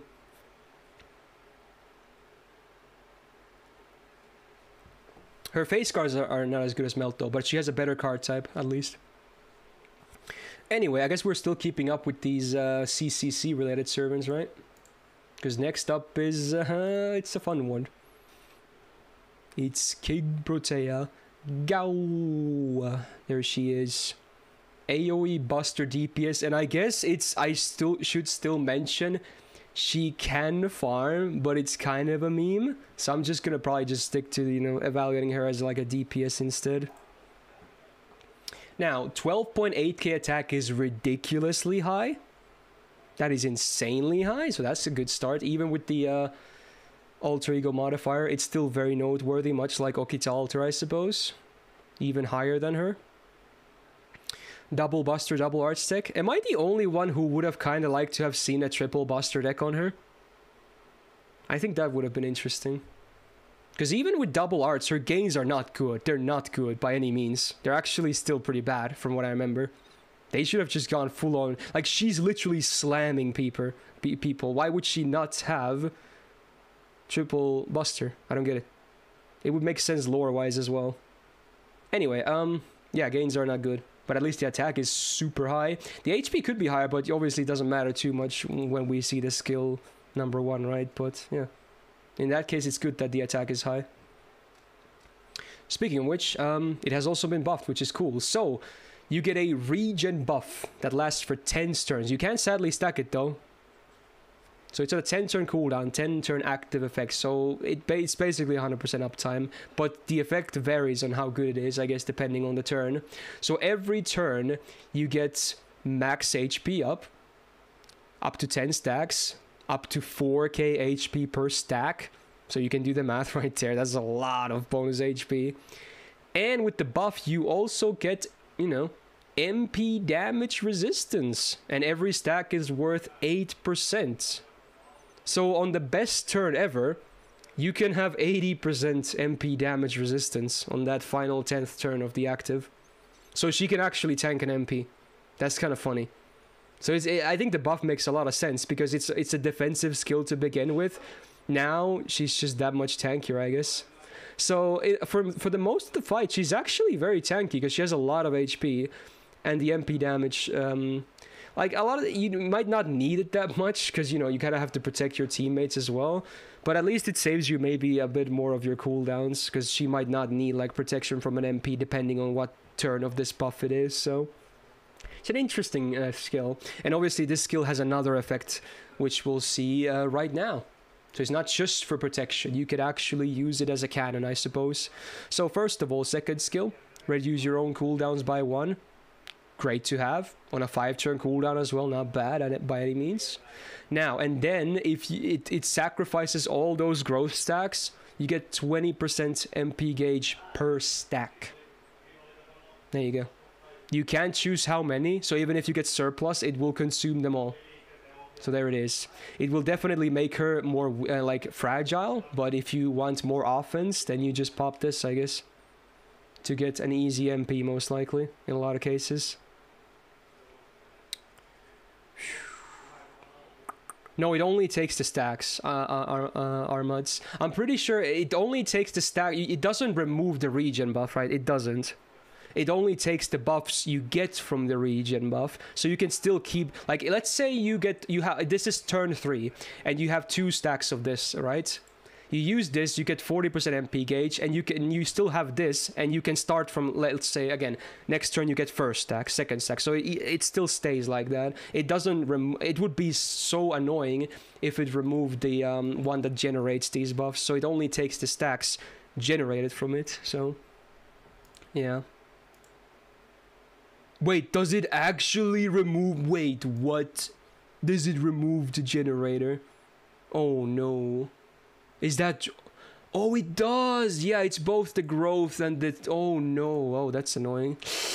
Okay, so this is a bit more awkward then. Ooh, that is an... Ooh.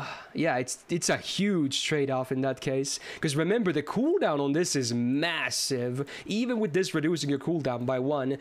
Yeah, because chances are you're going to use this early on, because otherwise you're just going to waste a lot of battery. That's still a lot of downtime for a 10-turn cooldown?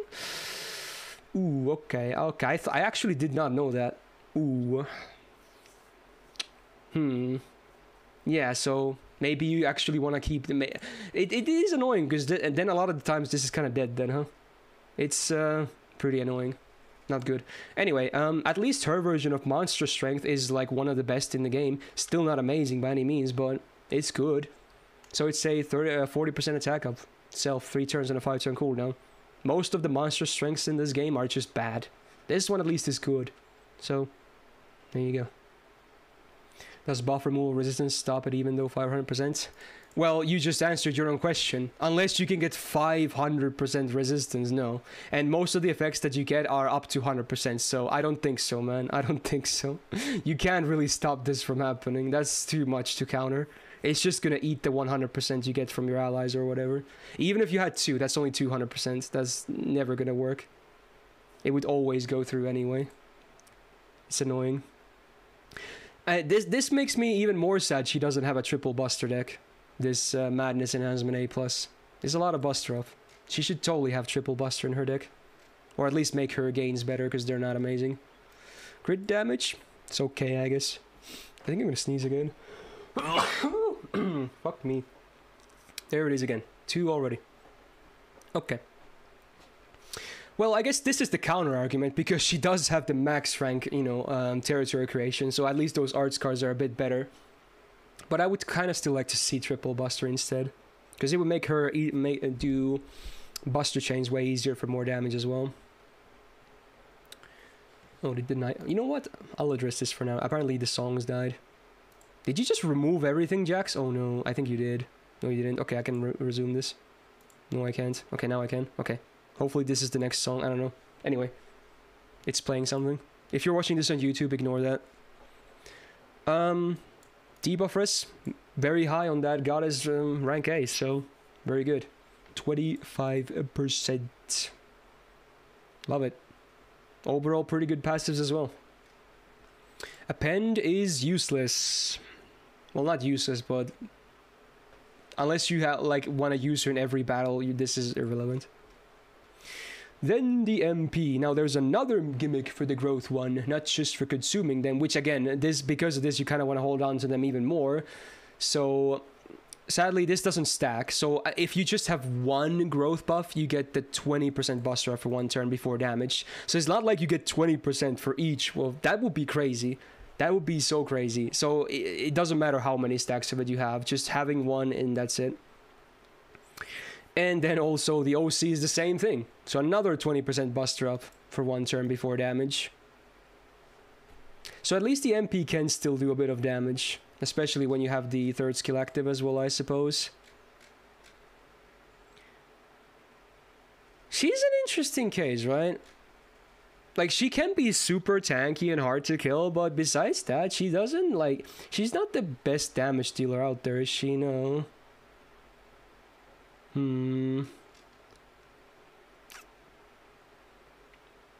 Yeah, what was the bonds? Was it worth mentioning as well? Buster up 20%. 20% attack when you have the buff up. Not worth it. Not worth it for the stats. You might as well just bring a different C. It's a cute C, but not worth. So it's either the same as Okita or lower. I honestly feel like I can't really I can't put her above Okita, because at least Okita farms better at least. And they're kind of interchangeable as DPSs, if anything. What do you guys think? A lot of you guys want to see her in A, though. I don't know. Like, this is an MP1 chart as well.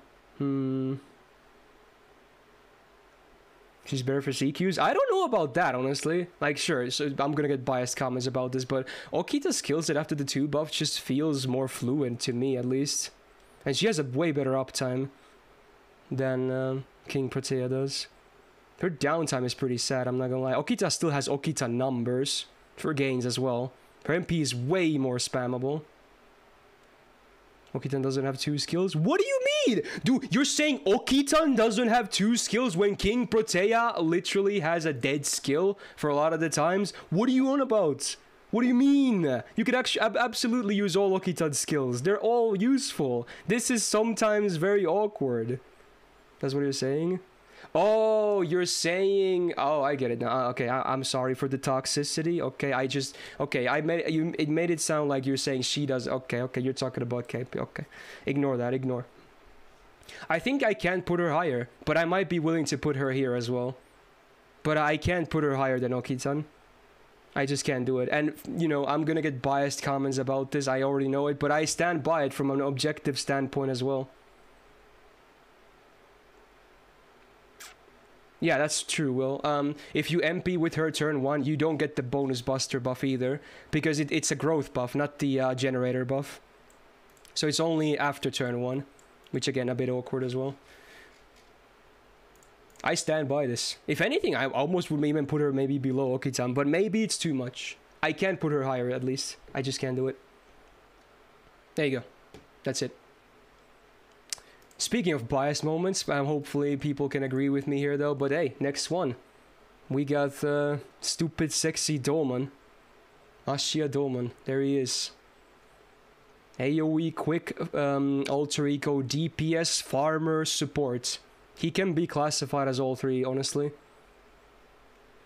Definitely. 12.2k attack is great, not as good as Okita Alter or Kingprotea. Okay, yeah, okay. I agree on this one at least. It's not as good as those 2, but still very high, I would say. Even with the alter ego mod, it's still good. Double quick, double arts deck. I would like to see double buster, double quick, based on his playstyle, but at least his MP uptime is a bit better, because honestly, if you've ever used him, those arts cards can actually generate a ton. Like, if you get an overkill arts crit, it can like almost go from 0 to 100, I'm not joking. So at least in that sense, it's nice to have 2 of those, I guess. Even Stargen is not bad on him, because the quick and the buster and the extra have good hit counts, despite, you know, the base gen not being a great number. So not too bad. Then let's talk about some fun stuff. The skills. Oh man. I have to scroll even more down so you can see this. The first skill. Okay. You want everything? Here's everything. Okay. So on a 6-turn cooldown, what do you get? AoE attack down 3 turns, 20%. Cool. AoE defense down 30%, 3 turns. Cool. Terror 1 time, 3 turns. 40% chance to activate every turn. Cool. Confusion 3 turns. Which this one doesn't even have a 1-time thing. It's... Oh my god, it can even proc more than once. 30% chance for that. And then 3 turns of curses as well, which, you know, for him it's not the best, but for other characters he can actually be a decent support with, like Jacques, for instance, or Van Gogh. That's a very packed skill, man. It's like you want to see debuffs, you press this skill, every enemy has like a billion debuffs. And a lot of these are really good debuffs. Like the first 3, terror, defense down, attack down, really good debuffs. Just really good. Great skill. Top tier skill even. Second skill, it's his guts.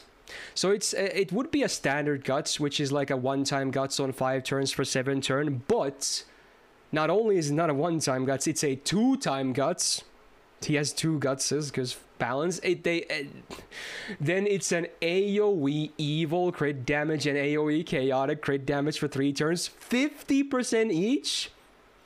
And it includes himself as well on both. So he himself at least will get 100% crit damage for 3 turns.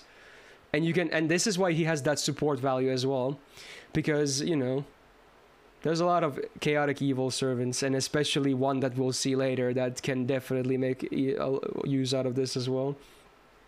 So that's a great skill. Sadly, it is a bit awkward because it's tied to the guts, so the uptime is not the best, being 3 turn on a 7 turn cooldown, but it makes him really hard to kill as well, having that 2-time guts on 5 turn uptime. You can absolutely pop this again once you lose these as well. I've done it many times. Great skill as well. And then the third skill, another high cooldown, but what do you get? 80% battery. So if you have the append already, that's literally 0 to 100 from just that. Nothing else needed. And even if you don't, it's not like 20% is much to add. And then you get the same as the previous one, but this time for attack. So it's plus 40% up to if you're evil and chaotic, which again he is. So he himself gets 100% crit damage from his skills and 40% attack up. And another curse on the enemies. This one actually, because he does have a lot of curses, and he even has the amplifier.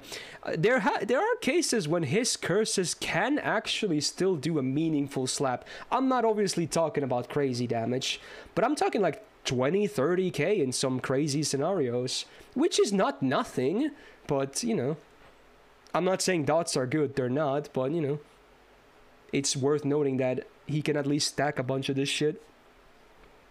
Yeah, still an amazing skill though.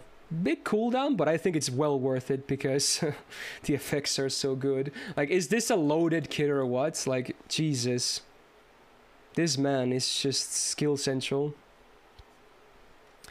Passives. There's a lot of these too. Okay, this arts up is really nice because, again, his double arts is pretty solid with this MP gain base on the triple hitters. Not too bad. Debuff success rate is up. Not the most meaningful thing because he only, like, I mean, I guess it is because, yeah, never mind, it's really good. I blanked out for a second. Of course it's really good. Not just for curses, he does like other debuffs as well. Of course it's really nice to have. Magic Rosé is just great. His unique version of the divinity is a bonus instant kill success rate up, which honestly is not just a meme. If you actually MP with him against like bronze enemies, he's like guaranteed to always insta-kill them. I'm not joking. I've never seen him not insta-kill bronze enemies, and he can even do it sometimes on silver and gold normal enemies as well. Not that it's a big focus, but it's something worth mentioning. And then the unique passive he has, which is more MP gain when he takes damage, which is just another nice bonus to have, I guess. Pretty solid chunk increased as well. Especially if he gets hit by a multi-hitter, you can see the bar move quite a bit. So overall, pretty great passive set too.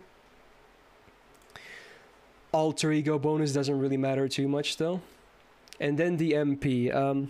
This is probably the weakest part of his kit, if anything. So it's just AoE damage, instant kill after damage, which is good again. Because, you know, you can still kind of do a bit of farming as well. Then you get a third curse for 5 turns, and then the OC is also an amplifier. So with these, all of these, you can actually still see a bit of curse damage from him coming in. Don't expect miracles, but, you know, it's not like nothing. Still probably the weakest part about his kit, though. But it's a very spammable MP as well, with the big battery and his gains also being good. And being a 5-hitter on AoE for quick, he can generate a good chunk of stars as well, which is good because he wants to crit anyway.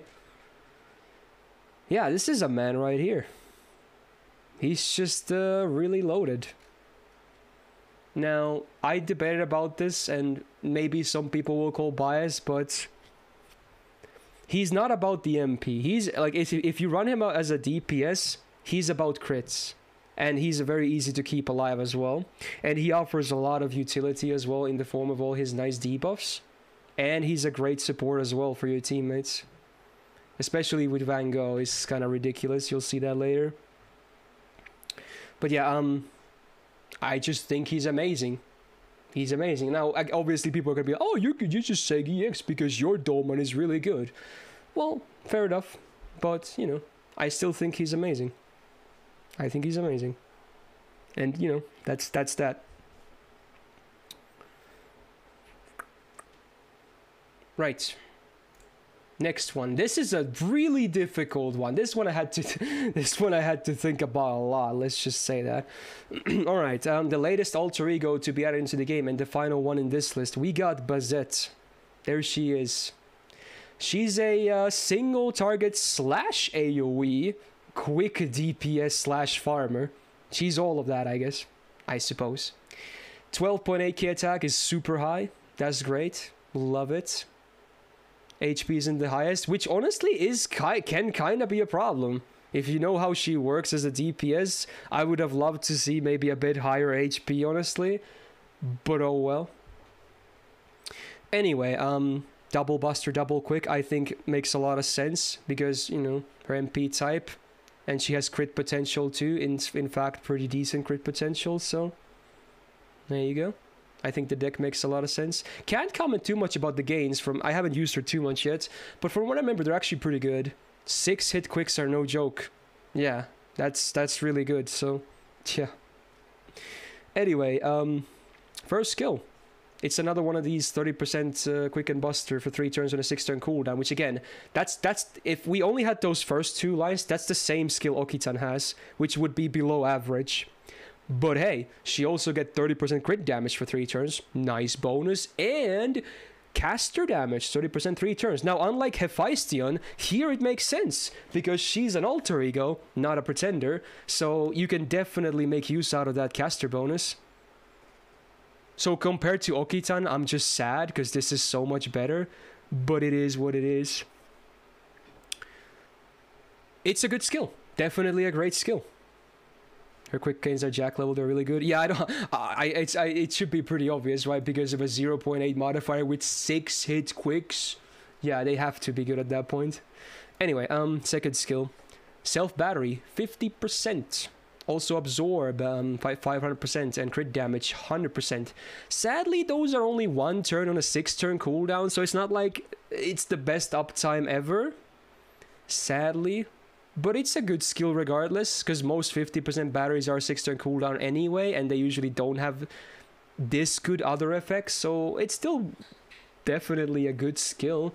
I wish the uptime was a bit better on the crit stuff though, because this is a big comparison between Douman and her in my opinion. I think Douman is just a bit more consistent with crits. Not a big difference, but I think it's worth mentioning. Anyway, third skill, self-evasion 1 turn on a 5-turn cooldown, so that's already, again, better than the average, which is 6. Also gets a debuff immune for 1 turn. I like the defensive synergy. And a solid 20 star bomb, which again can be a bit awkward because sometimes, you know, you're probably going to save this for the evasion because you will need this for the MP. God, you will definitely need this for the MP. You're not just going to pop this for the stars. You will have to use this for the MP. I don't care what you say, you have to. So yeah, sometimes this might not be the best timing, but hey, it's a great skill on a 5-turn cooldown, so. Magicker's B is nice. Riding A is very nice, with her being quick focused. More tickle here, more crit damage, and then if you don't know what this means, it basically means that because the counters or her MP happen after the enemy attacks. If you don't know how offensive buffs in this game works, the ticks happen after your attacks have ended. So before the enemy goes and after you attack, the ticks for attack buffs go down. So that's why she has this unique passive that extends them until the end of the enemy's attacks as well. Because otherwise your MP would be a lot weaker because you would see a lot less offensive debuffs depending on when you use the MP. So it's basically to fix that so it doesn't feel bad. But hey, it also comes with a bonus 5% crit damage, I guess, which is okay. Avenger bonus doesn't really make sense gameplay wise, but oh well. Then the MP. One of the most unique MPs in the game, right? So first of all, let's start with the OC, because that's an easy one. Self-attack up before damage. 10% base. Not the biggest I've ever seen, but you know, it's an okay OC. Yeah, it's obvious why it's like that, Will. Then a self-taunt for 1 turn. And you get the unique Fragarak counter for 1 turn. Okay, so as you can see, it cannot be blocked by MP seal, buff removal, debuff removal, or buff blocks, so it's always going to go through. However, if she gets stunned, she will not be countering. That's the, like, some kind of immobilization, charm, stun, sleep, I guess, maybe something else. That's like the only counter you have against this. Then she will not be hitting you back. But now, if you don't have that on the enemy, then every time she gets attacked, she does an instant counter between the attacks. Or if she gets targeted by, you know, debuffs.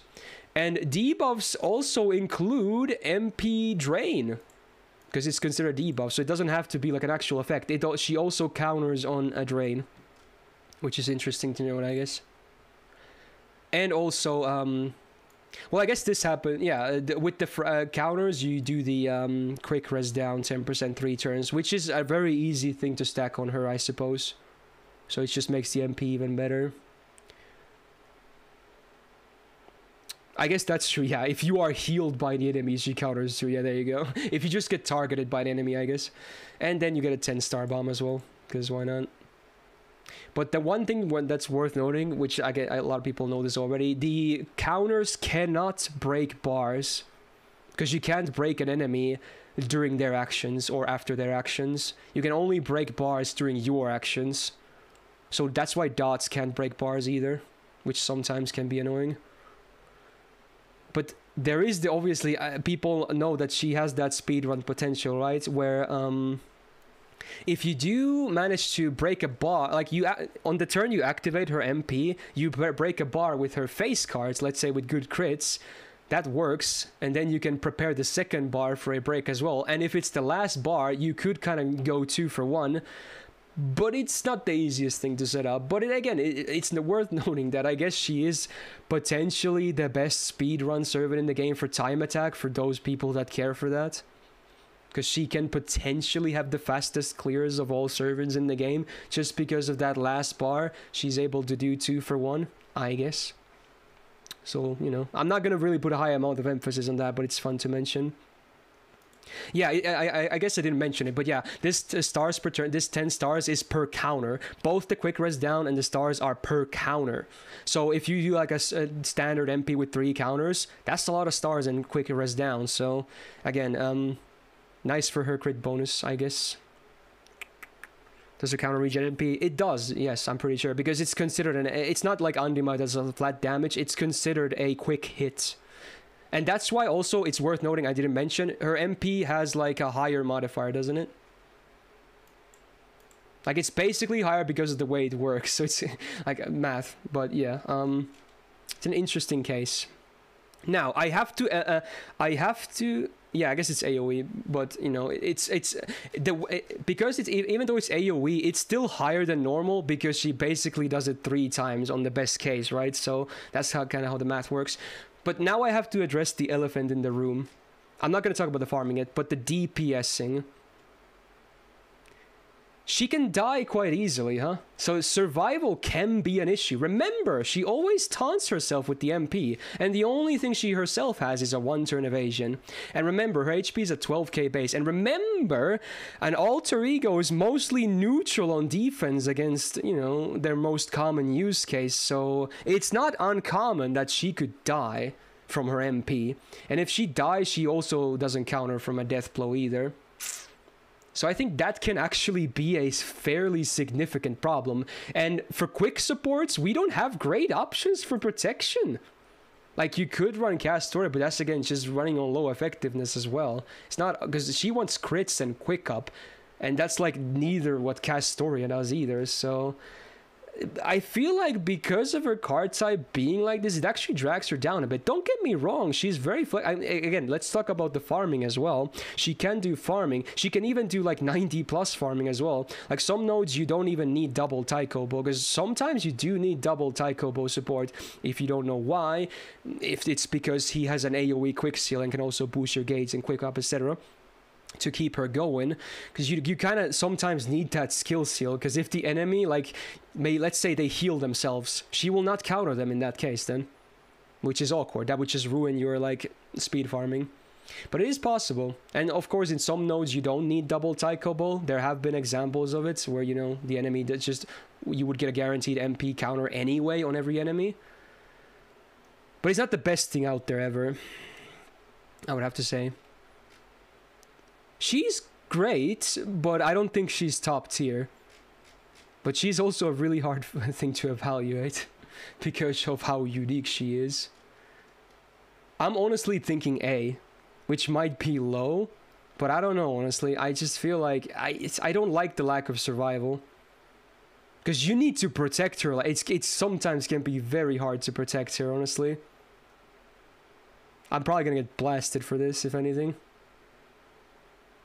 I'm still probably gonna think about it, but I can't place her. EX is too much, at least to me. It's too much. She does have good crit potential as well, but the MP is a bit scary though.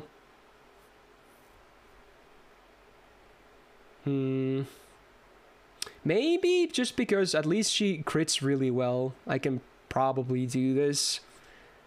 It's not a high A+ by any means, but yeah. Her MP can do something no one else can. Are you talking about the speed run? I'm not really going to focus too much on a speed run because most of the time you don't need that. If that's your argument, then I'm just going to ignore that one. That's not really anything for criteria in my opinion. He threw break prize. So yeah, that's exactly what you're talking about. So no, I'm not going to consider that. It's mainly relevant for the final bar. It does mean that you can, you know, make a second bar or third bar easier as well. But it's not the easiest thing to do either, to be honest. But sure. Okay.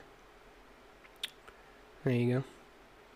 I think I can just give her A+ then, okay. Because her skills are still very good. They're strong. They're like a very good modern skill set as well. And her potential is really good. But sometimes it might just be too hard to keep her alive. EX is too much in my opinion, even though some people wanted to see that. I can't do that. Anyway, there you go. I guess that's done with alter egos. We're now moving on. Well, there's only basically one class left. Only one other non-this class. But yeah, time for some foreigners. Here we go. We're starting with the first one, obviously. And it was a 5-star one. Because there were the 4-star one was a welfare. Oh no, the summer one, XX was the first one. But the first added into the game was Abigail. The OG from Salem. So what is she? Single target buster DPS / team utility? I guess. Something like that. 12.1k attack is actually pretty good, especially for a foreigner. Because they don't have the, you know, awkward modifiers. Now I have to say from the get-go, a lot of these foreigners I would not really consider too much for neutrals. So... But at least in their defense, Berserker is still not that rare of an enemy. So at least that is good. So I can at least, you know, consider that quite a bit. It's not like we're talking like Avengers from Moon Cancers or something like that. Berserkers are still fairly common. But a lot of these foreigners I don't think are worth bringing for neutral. Some are, but it's a very rare exception. But yeah, most of them I wouldn't bring against neutral. Anyway, triple arts deck. You see triple arts, you see 6 hits, you think, oh my god, she can MP every turn. Oh, no, no, no, no, no, no. Yeah, her MP gain is one of the worst in the entire game. The only saving grace is that because she has a triple arch, it's easier to participate in arts gains, but man, anyone that has ever used OG Abigail knows how garbage it is. She doesn't generate at all. Even if you crit with those arts cards, they still don't do much at all. It's so sad. It's even more sad because her MP is actually strong for FX. I'm sad. So that really, you know, hampers her potential. It's sad, but it is what it is. Anyway, skills. This skill is pretty okay. It's a long cooldown though, which is the second problem she has. So it's a 7-turn cooldown. Your party gets 10% gauge every turn for 3 turns. Alright, not bad. Party MP damage 30% 3 turns, not bad either. And self one-time 30% battery, which again helps because her gains are so bad. But again, 7-turn cooldown. Like we saw another high cooldown example in Douman earlier. I feel like he just does so much more. Yeah, I feel they should have definitely reduced the cooldown with this buff. I agree, Will. I'm not sure why they didn't. It's not a bad skill, but 7 is still a high cooldown for these effects. Like, don't get me wrong, when this skill is up, you're looking good. Like, you're having a great time. It's a nice skill to have, because it's party-wide as well, besides the battery, but when it's... Because it's down most of the time, that's the problem, you know? Anyway, not a terrible skill, but man, this should have come down as well with the buff. She's got the defense down version of Terror. So AoE defense down, 20%. 3 turns, it's alright. And then one time stun from the Terror. 50% chance to activate every turn for 3 turns. 7 turn cooldown still. So yeah, not anything mind-blowing. It's an okay skill, but just that's all it is. Can Castor save her? No. Third skill, I like the guaranteed drain, even though it is single target, it's still nice to have. And then single target attack down 20% 3 turns. Should not be a 7 turn cooldown as well. Like both of, if this is a 7 turn cooldown, at least make both of those AoE, and even then it wouldn't be amazing, it would just be alright. Why is it a 7 turn cooldown when both of these are single target, and this is like only 20% on the attack down as well? It's just kind of weak. It's brutal, man. Okay, again, to recap, her big problems are horrible MP gain and really long cooldowns for not the greatest benefit, not the worst either, but definitely should offer more with these cooldowns. Yeah, Kiara's AoE buff removal is on a 6 turn cooldown, and it's so much better than this skill because it's also AoE drain. Like, that's a really good comparison. Oh my god. Anyway, for her passive is nice. She actually has the best version, so it's actually a good chunk of debuffers as well. She has a different buster buff. You know, I guess the MP benefits as well, but yeah, the deck only has 1 buster card. Berserker bonus, so at least here she's winning hard, so that's like the jackpot for, you know, pen skills. And then the MP. I love the effects, first of all. OC is 30% crit chance down for the 1 turn. I wish it was a bit higher for turn, but it's still, I like crit chance down, you guys know. And it's a complete strip of buffs for one enemy before damage. One of the best normal effects you can have, for sure. But sadly, without damage buff, we're not looking at a very hard-hitting MP, though. That's the thing. That's the thing. The only thing she has is the defense down and a bit of MP damage to help with her own stuff. And my criteria is MP1. Like, I love the MP for the utility's sake. The effects are great, but the damage is still not great. So she kind of has a lot of problems. Horrible MP gain, 2 long cooldowns for the benefit of the effects, and damage is also not great. It's not bad, but it's not great.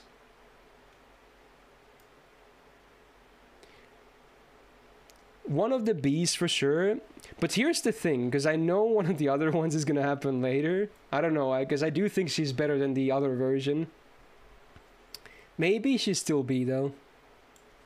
B is too high. I wouldn't say so, because she's still very solid against Berserkers with full class advantage. And Berserkers are not super rare either. So I feel like giving her more emphasis on the good scenario is not unfair. Yeah. Yeah, that could be cool, William. She sings happy birthdays or EX plus. Yeah, on a different tier list, she could maybe rank higher, depending on what the list is. Man, well, I guess she was the first one, so they didn't really want to go crazy. Speaking of foreigners, yeah, the second one happened very fast after the first one. It was like, what, difference of like 2 months or something? Yeah, they weren't messing around. Hokusai. A classic. Maybe not the best thing ever, but a definite classic. We got AoE arts DPS and farmer, but let's be real, the farm isn't pretty. I'm just mostly going to be talking about her as a DPS, if anything. 12.1k attack, again, similar to Abby, is very nice to have. Not bad by any means, it's good, good. Double buster, double arts with two 6-hit arts cards. She can actually have good generation. On average, it's just alright, but the potential is really good. Like, if you get a nice fat arts crit, ooh, that gauge jumps. It just jumps. Especially with good supports. So, I would say she does a better job here, at least, than Abigail, which is good. First skill. Evasion, 1 turn on a 5 turn cooldown, so again, better than average. Because the average is a 6 turn one, or the standard is a 6 turn one. And a 30% battery. Sometimes a bit awkward because you kind of would maybe like to save the evasion, but at least she's arts based, so you know, maybe have a bit more excuses of using this because you can get invul and special invul from Castoria. But I digress, it is still a bit awkward even if we have some band-aids for it. Not a bad skill though, I like that it's 5-turn cooldown. Second skill is cool, very cool. So it's a pretty standard 30% arts up on a 5-turn cooldown, much like Sitonai for instance. But what else does she get? Well, 100% buff removal resistance for that turn, so her buffs are pretty safe unless they have like a 500% chance to do something to you. To your buffs, that is. And then also, another great synergy is debuff rest 100% for one turn. So not only will your buffs not get yoinked, you will also not get debuffed. Again, the timing can sometimes be awkward because you kind of want the arts buff up most of the time. So, you know, sometimes you might not get that much value out of those two. But it's a great combo of those defensive effects. Like, it's so good for protection. If you use this and the dodge, you're like so safe. Unless they have like invul, piercer, sure hit, then rip. But otherwise, you're looking pretty safe. And yeah, 5-turn cooldown is very fair for this. Good skill. Slightly awkward, but good. And then the third skill, which has been buffed, it's actually very cool and unique. So it's on a 6-turn cooldown, what do you get? Well, on every time you use an arts card, keep in mind, it's not a normal attack. This applies to the MP as well, which again, most people know already. Every arts card for the next 3 turns, up to 20% defense down on the target. And again, because the MP can also apply it, it can be an AoE one as well on that hit. Pretty damn poggers. You can actually hit a really high amount of defense down just from Hokusai's third skill itself. It's kind of nutty for, you know, damage plus. And you also, with the buff now, you also get Arts Absorb for 3 turns, 500%, very solid considering, remember, Foreigner Absorb is basically Archer equivalent, so a 500% bonus is already gonna matter a lot, so... And because it's only targeted towards her arts cards, if you ever get her arts cards and you have any stars, basically all the stars will go to her arts cards, which is good because, again, it just keeps the train rolling. And it's her best damage as well. And also more defense down, so it makes sense. And they also added a 15-star bomb.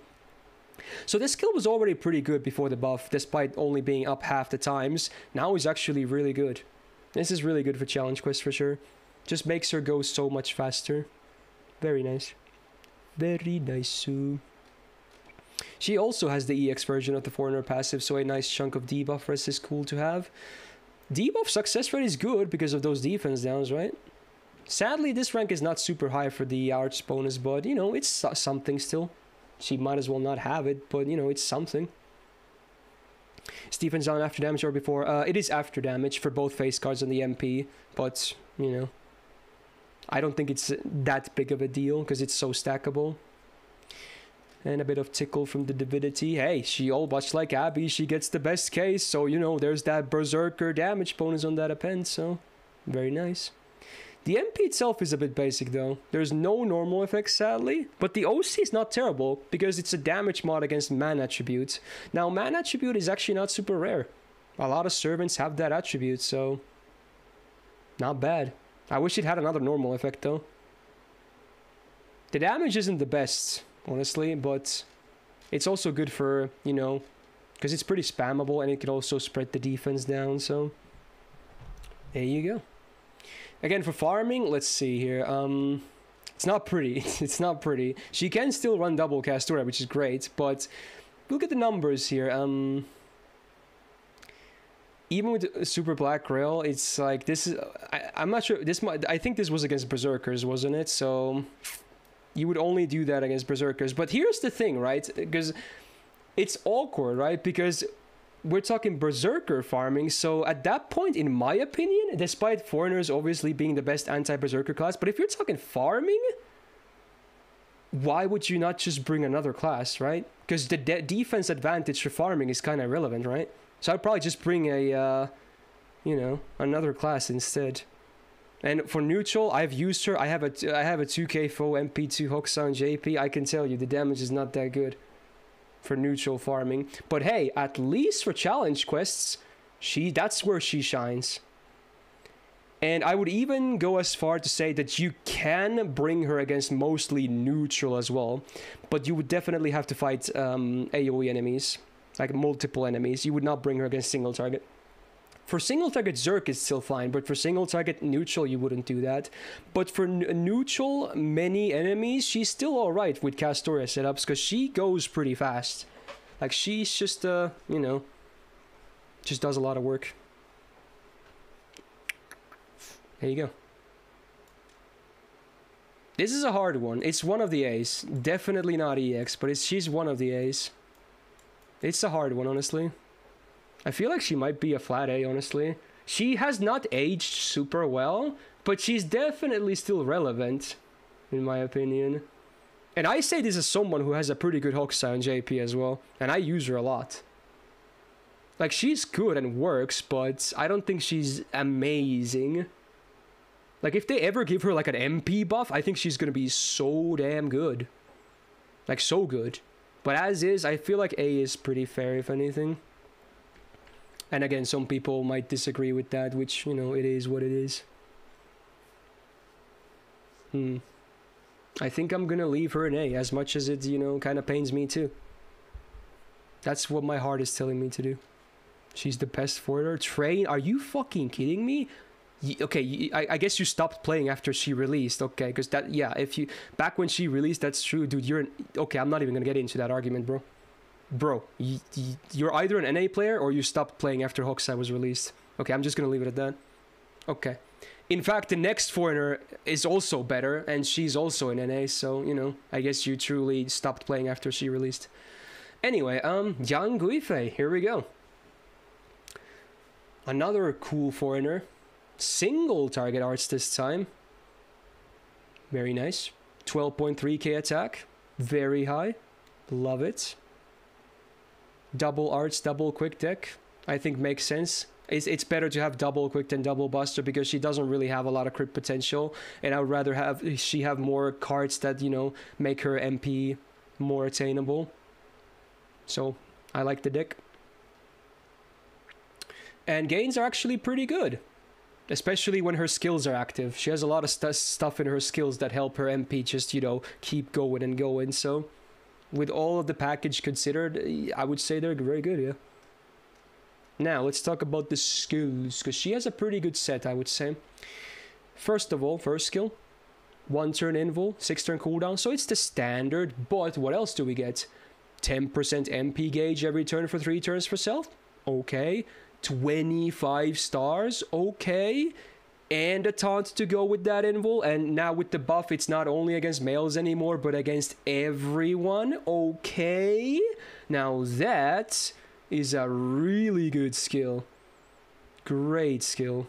And it's even better when we get to the third skill, right? But even if she didn't have the third skill, this is a good skill. This is just a flat out really good skill. But it's even better. Anyway, second skill. AoE Drain. Okay, first of all, guaranteed drain. Love it. Now, if you drain, you get up to 20% MP gauge per tick. So if you're fighting AoE, it's a bit awkward because she's single target, but you can still run her against multiple enemies. But if you are fighting multiple enemies, you can get up to 60% battery just from this. Okay. And an AoE defense down 20%.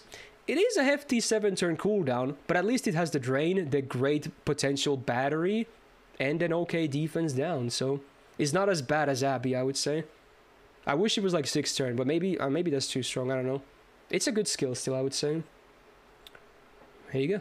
And then the third skill, the unique one.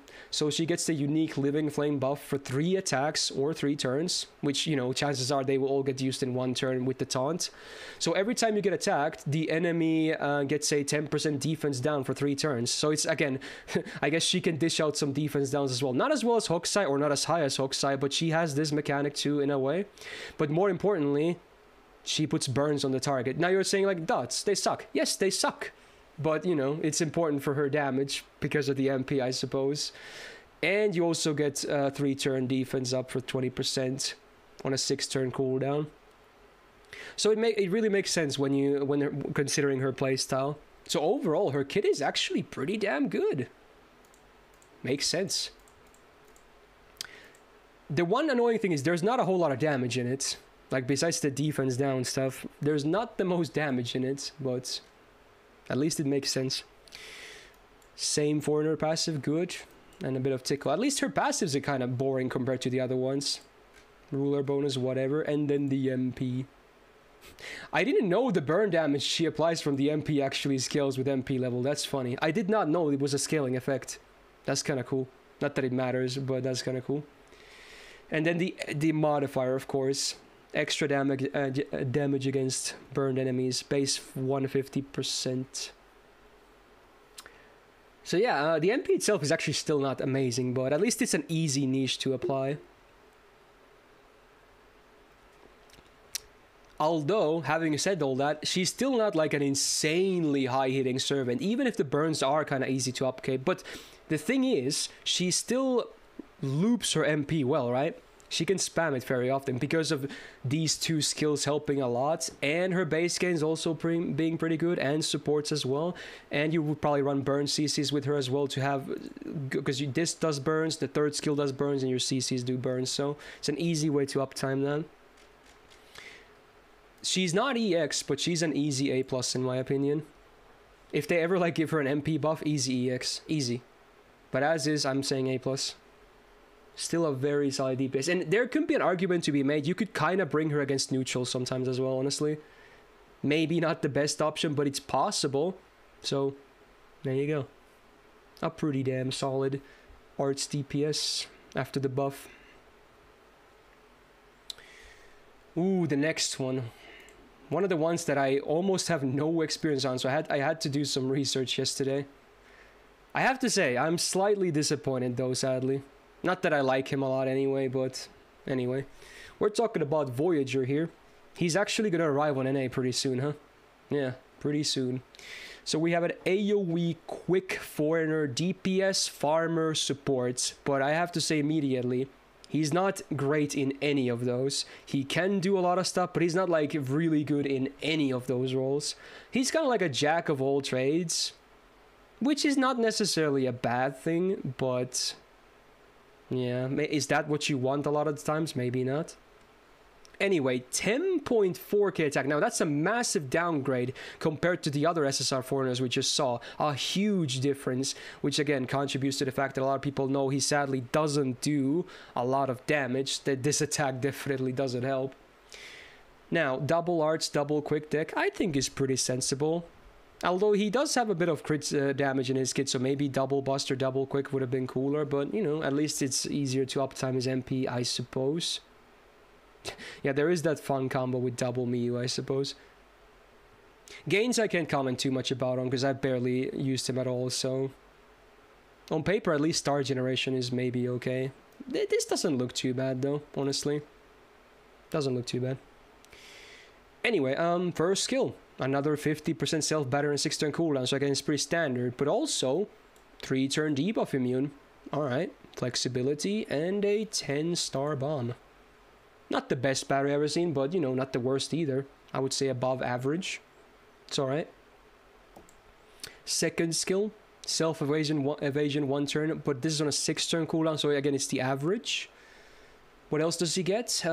Quick up 20%, 3 turns, and 1 enemy, not AoE, 1. Again, it's like the Kiara thing. Why isn't this AoE? If he's AoE, this should be AoE. I just don't get it. 20%. It should be 30% if this is single target, in my opinion. Oh well. 3 turns though is okay.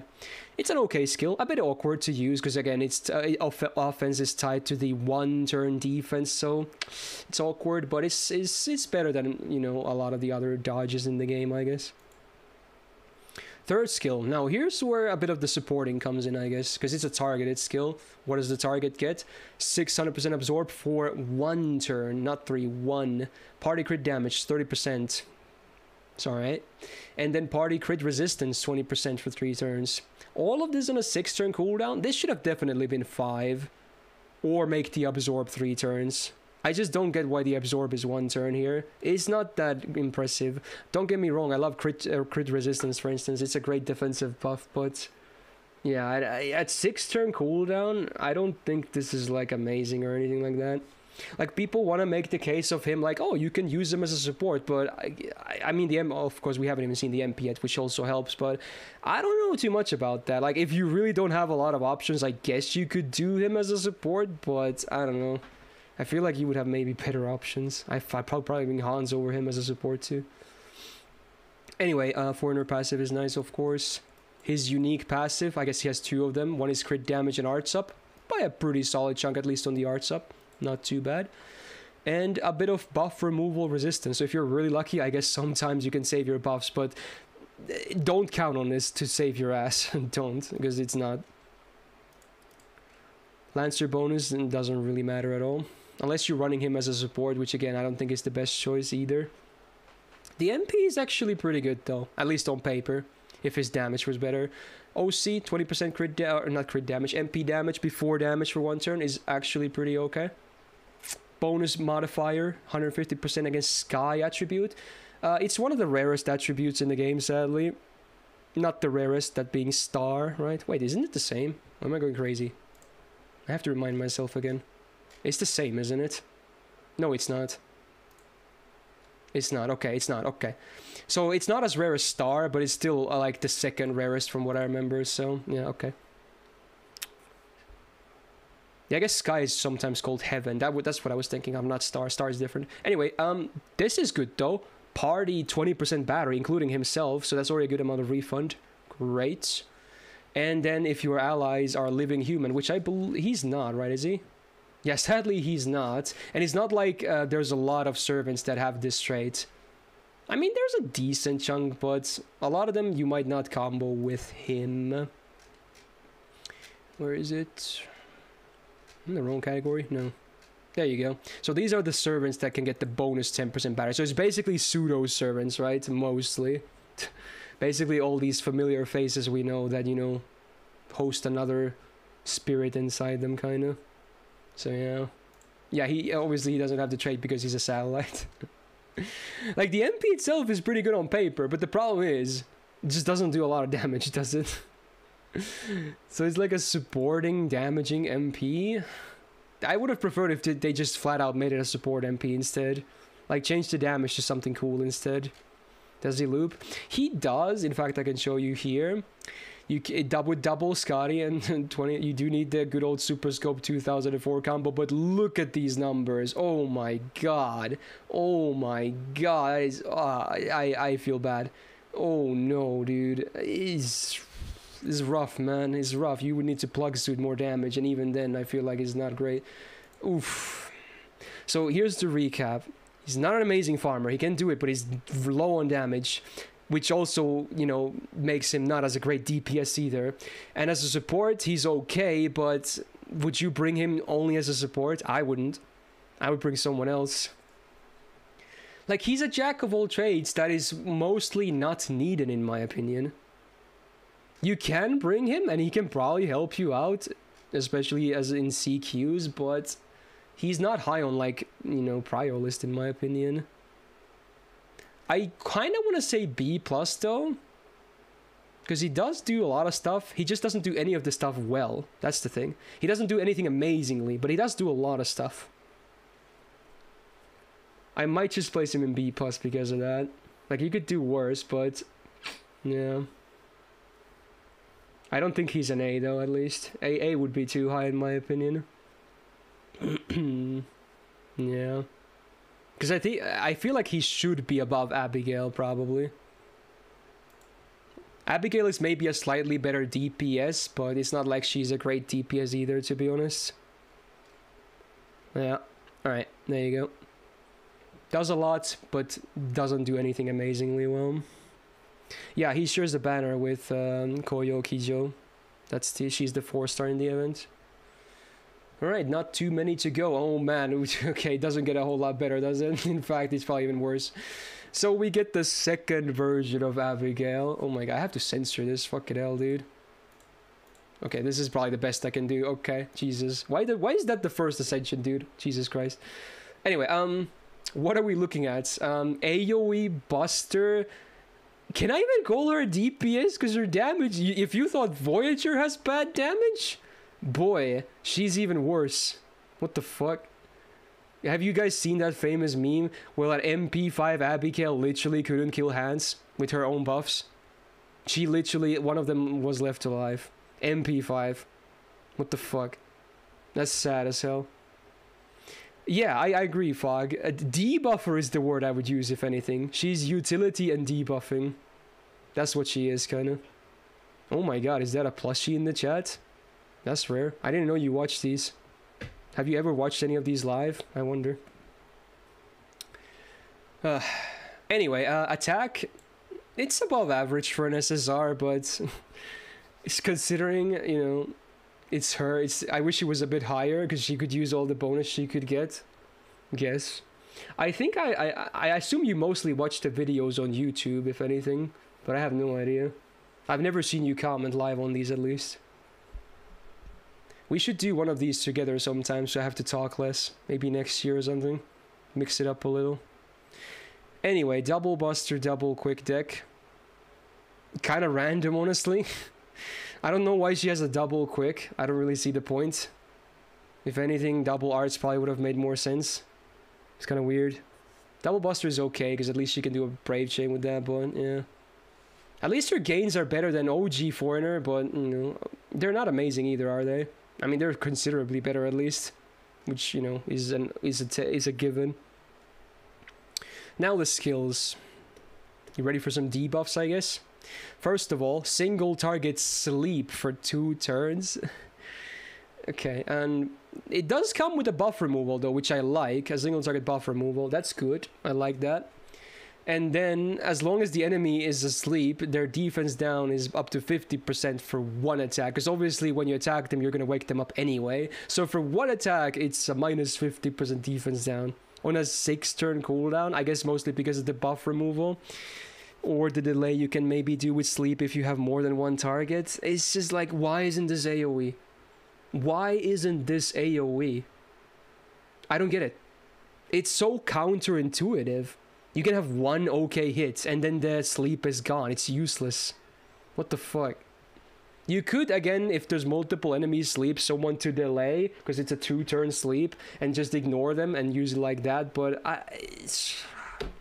even then, I feel like it's not that great. It would be too cracked if it was AoE. Well, that's what she needs, because she doesn't have a lot of stuff. She's not a great servant, okay? She would need 1 cracked thing, in my opinion, and this could be it, but it's not. Anyway, much like OG Abby, is this the identical version of the skill? I think it might be. The good old mass hysteria. 20% defense down AoE 3 turns. The hefty 7-turn cooldown. Maybe this has a slightly higher chance to activate. Maybe the other one was 50, or maybe it was 55 as well. Anyway, it's just an okay skill. It's not nothing great. Exact same skill. Okay, so it's the same one. Okay. Yeah, it's not great. It's not terrible. It's just the middle of the road. At least this one is AoE. That's Poggin. Good song, by the way. I know I shouldn't comment on that because YouTube can't hear these, but I love this song. Self-battery 50%. Another thing normal Abby doesn't have on top of having better gains than her, I guess. And then self-debuff success rate up 30% for 3 turns. I guess she doesn't really need that, but it's a nice insurance, I guess, to land her debuffs better. And then 1 enemy. Again, why isn't this at least should be AoE, right? 1 enemy buster is down when she's AoE as well. Like, Kiara is good. Maybe I can understand there why the arts, and it's because its arts is better than buster is down because it does more than just damage. And but here, like, why isn't this AoE? Why is it a single target buster is down 30% 3 turns? It should be like 50% down. Hell, now that I think about it, isn't Semiramis' AoE buster is down on a skill like 50% for 3 turns? This is single target for 30%? What the fuck? Why? I know it's tied to the battery, but still. She needs something to make her good. She doesn't have it. These are all just not enough, in my opinion. Yeah, and Summer Kiara was the same event. This is kind of a, you know, big comparison. Okay. Anyway, nice passive. This one maybe makes a little bit more sense now that she has 2 normal buster cards instead of 1. Avenger bonus. Sadly, unlike her OG version, she doesn't even have the Berserker bonus. And the MP, much like OG one, has good effects at least. So before damage you remove defensive buffs, which I always like. It's a great utility to have as a normal effect. And an AoE defense down 20% 3 turns. I wish this should also be before damage because her damage sucks. So this would help as well. Yeah. Her damage, like if you thought Voyager was bad for damage. Okay. So she's mostly like utility and debuffs, and even then you could probably get better debuffs from elsewhere. Certainly probably top 5 worst SSRs in the game for gameplay. Not useless, but not a whole lot of uses if anything. I think she's worse than OG Abby as well. There you go. They need to buff her real bad. Real bad. Douman has better debuffs in one skill. Yeah. Okay. Okay. Oh my, I guess it's happening now, huh? Alright, well this is a fun one. Okay.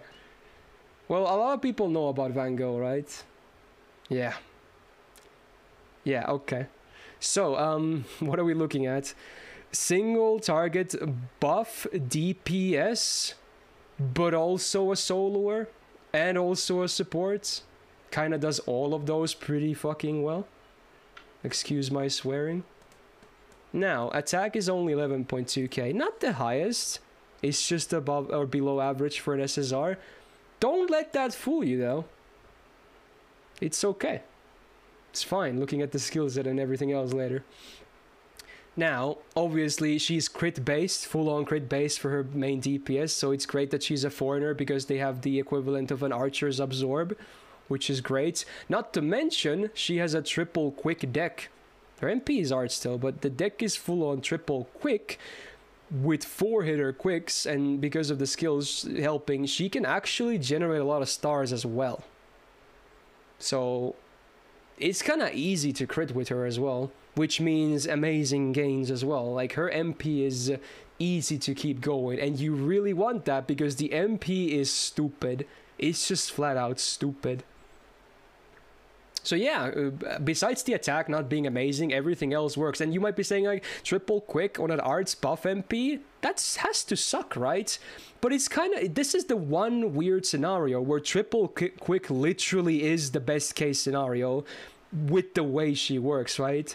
I wouldn't have believed it myself either at first. On paper, it doesn't make the most sense. But it really is the best deck that works for her gameplay. And I'm just gonna flat out say it already. She's the best quick DPS in the game. It's not even close, really, sadly. She's the best. Anyway, let's take a look at the skills. First of all, self-guts 1x 5 turns. So a standard 1x 5 turn guts is a 7-turn cooldown, so this is already better by being a 6-turn one. What else does she do? Well, she gets 3 curses for 10 turns that barely do any damage. I don't know why it says demerit, because it's definitely a merit, looking at what this does and other stuff. So with every curse on her, you get 10% battery. So this alone is 30%, but wait, it gets better. Let's take a look at skill number 2. On a 6-turn cooldown, what do you get? You get basically a guarantee, this is even higher than 100%, 150% chance to AoE defense down 20% 3 turns. Cool, I like the guarantee. AoE quick res down 20% 3 turns. Now here it's AoE as well. Great. Party evasion, 1 attack, 3 turns. We get a harp of healing here as well as a bonus. Party HP, 300 for 5 turns every turn. So even though the number is not the best, it's a very good uptime as well. I didn't even see what that pasta in the chat was. It looked broken in my chat. Whatever. Anyway, and then your party gets another curse. Every single one gets 1, which is good because of the 3rd skill. So this one is also why she actually has a bit of support potential as well if you want to. It's actually pretty solid because this one is targeted. So the target gets 30% attack up for 3 turns and a 5-turn cooldown. So that's really solid because it's also targeted. And they get 600% absorb for 3 turns. So, like, Voyager only had a 1 turn absorb on a 6 turn cooldown. This is a 3 turn absorb on a 5 turn cooldown. And then, with when you attack with quick cards, you remove 1 curse from yourself, but you trade it for 10% attack up for 3 turns, which can stack quite high as well. And when you use the skill, you get every curse in the battle, not just your allies, but from your enemies as well. That's why coupling her with Douman can actually be really fucking scary for damage. You get all those curses, you get all those crit damage and attack buffs as well, because keep in mind, she's also chaotic and evil. She gets all that shit as well. It's a pretty cute combo. Now, the way you use her, you kind of pop 2, 3, 1 on turn 1. So if you pop it in that order, with just her own skills alone, she already gets 60% battery. So it's very easy to already MP with her turn 1 with the help of your supports, which is good because you want her MP to just go, go, go, go. And it definitely can do that very easily. Even on solo situations, she can very easily have a great uptime on her MP because of, you know, constant crits. It's just ridiculous. So this skill set alone is already insane for synergy. Just insane. One of the best skill sets in the game, probably. Just from the skills alone. And we haven't even talked about the MP, which is like a top 3 MP in the entire game. Like, what the fuck? Let's talk passives first, though. Not Avenger. Foreigner passive. Always nice. A bit of Buster Up. Not a big deal for her, because she only has 1 of them. But, you know, it's a bonus, I guess. Because, you know, more debuff success rate up, because the defense down already had a high one. It's nice to land the quick res down as well, and the debuff from the MP.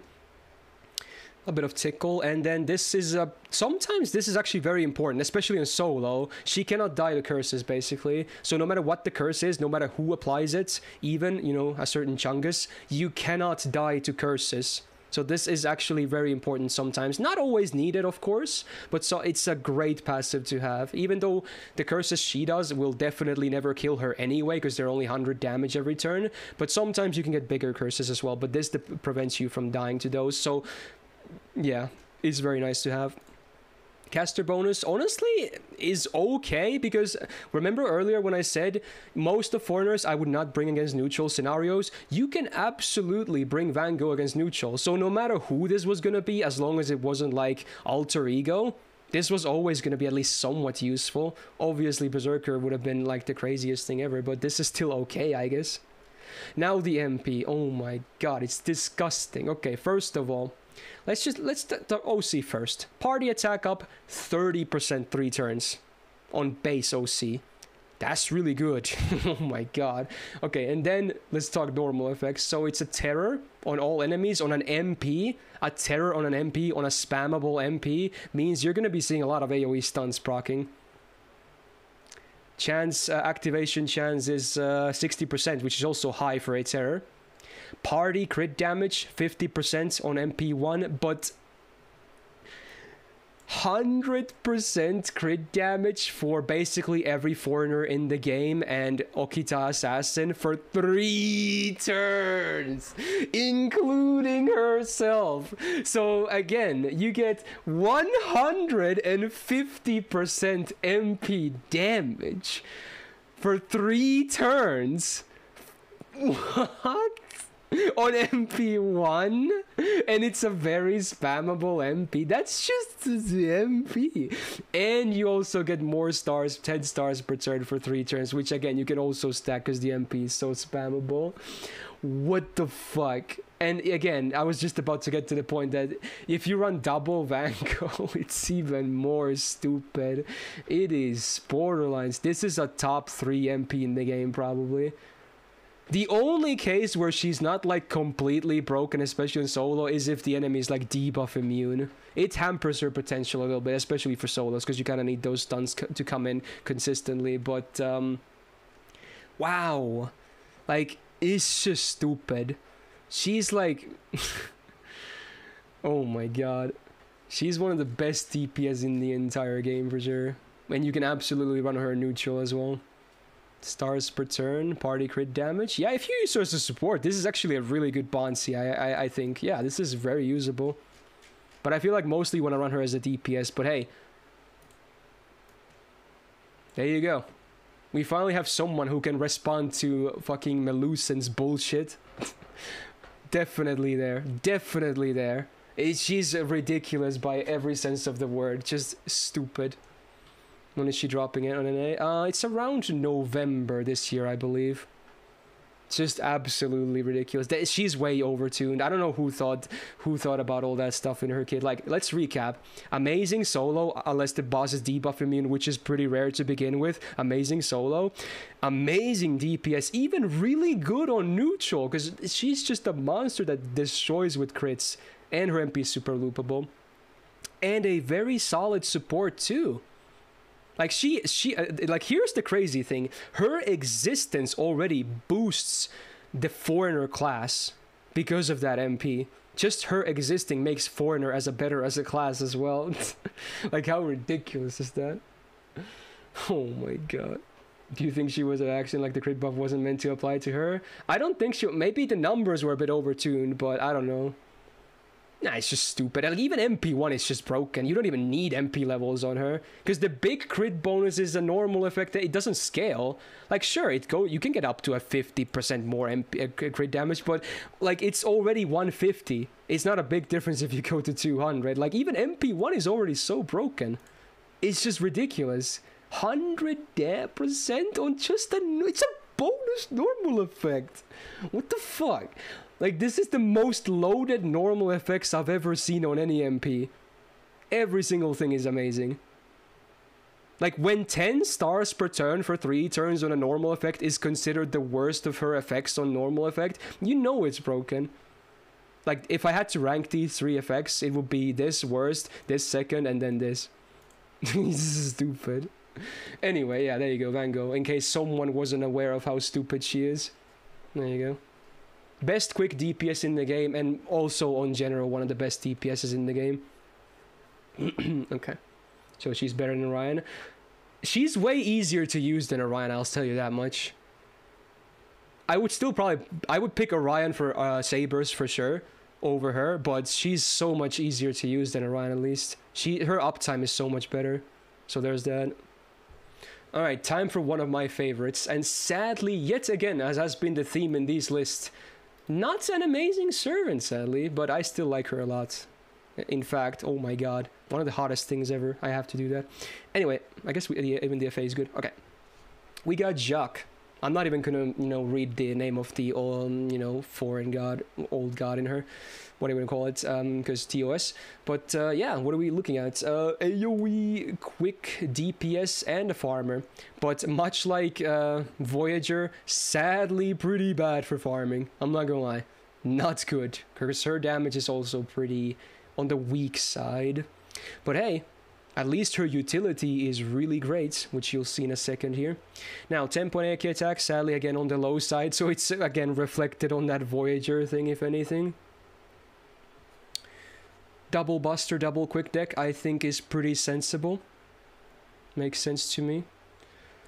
Has some crit potential too. Gains are honestly not bad. They're not amazing, but I would say they're good from using her.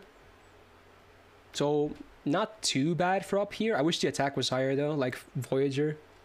Same problem. Now, skills, at least these are very solid. So first of all, on a 6-turn cooldown, you get Party, 20% attack, 3 turns. Party crit damage, 30%, 3 turns. Party battery, 20%. And her allies get evil alignment, which is for 3 turns, which is important for the second skill. So this is a great skill. It's a great skill, especially because it makes the second skill better. So I would say a pretty good 6-turn skill. Or cooldown, rather. So the second skill, on a 6-turn cooldown, it's the standard 1-turn self-invul. Also a 30% self-battery, so she herself can get 50% from the combination of these two. But your allies that have evil alignment get invul for 1 attack, 1 turn. So she can have like a Harp of Healing effect when you use this. And it's even more flexible because this alignment lasts for 3 turns, so it has some flexibility to it. So she can actually save your team as well, which is cool. So with that, this skill is actually pretty good too.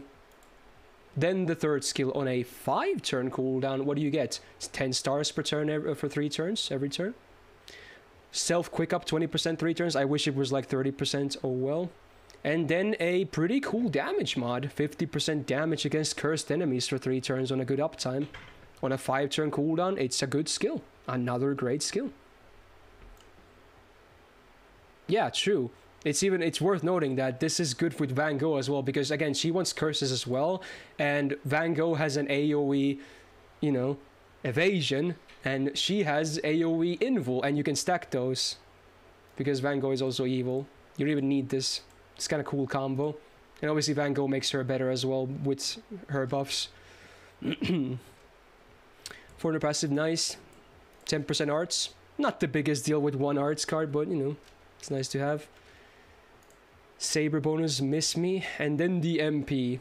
Not the best thing ever though. I like the OC at least. 20% MP damage for 3 turns before damage is very solid. Helps a little bit, still not the best damage though. MP does a curse and also an amplifier, so similar to Douman, I guess. Now, even if the enemy is cursed, because the mod is only 50% on the skill, her damage is still on the weak side. It is sad. But she does a lot of stuff anyway. You can absolutely run her as like a sub DPS who helps your team a lot as well. I wouldn't really farm with her again, and if we take, oh, that was subset. Oops, that's after the stream. If we take a look at the chart, she's like very similar to Voyager. She peaks a little higher, but it's not a big difference. Like, I would not really recommend using either of them too much for farming. They're just not that great. But I guess Jacques might just do a little bit better of a job. Not a big difference though. But I still feel like Jacques is here. I would place her just above Voyager though. Not the best damage, but her kit is pretty damn good, I would say. You would not really mostly run her as a main DPS though. But we have seen a lot of curse synergy here already. So I guess a bit more bonus for that. Definitely not higher than an A though. There you go. Not a big difference to Voyager, mind you. They're kinda interchangeable in a lot of things, but I would still prefer her. And feel free to call me biased because I think she's fucking hot, but there you go. I do think she is slightly better. Right. This is a pretty big fan favorite as well. Is Plushie here? Interesting. Alright, we got the other Koyan. It's been a while since we saw Light because that was many weeks ago in the assassin list. We got Koyan Dark now, the foreigner version 2.0. AoE, Buster, DPS, and I guess she can do farming as well, sure. Yeah, and honestly, she can do a bit of supporting as well, right? Yeah. Maybe not the best support out there, but you know, she has some pretty good team utility, I would say. So she's looking okay, at least on paper and everything. Alright, there's the FA, fine. 11.2k attack is just around average for an SSR, maybe just below, but not terrible by any means.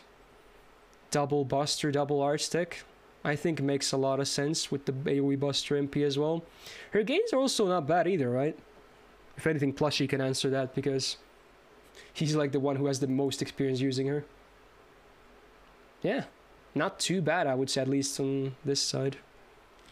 You prefer light or dark? Light all the way. I'm not talking about gameplay here, by the way.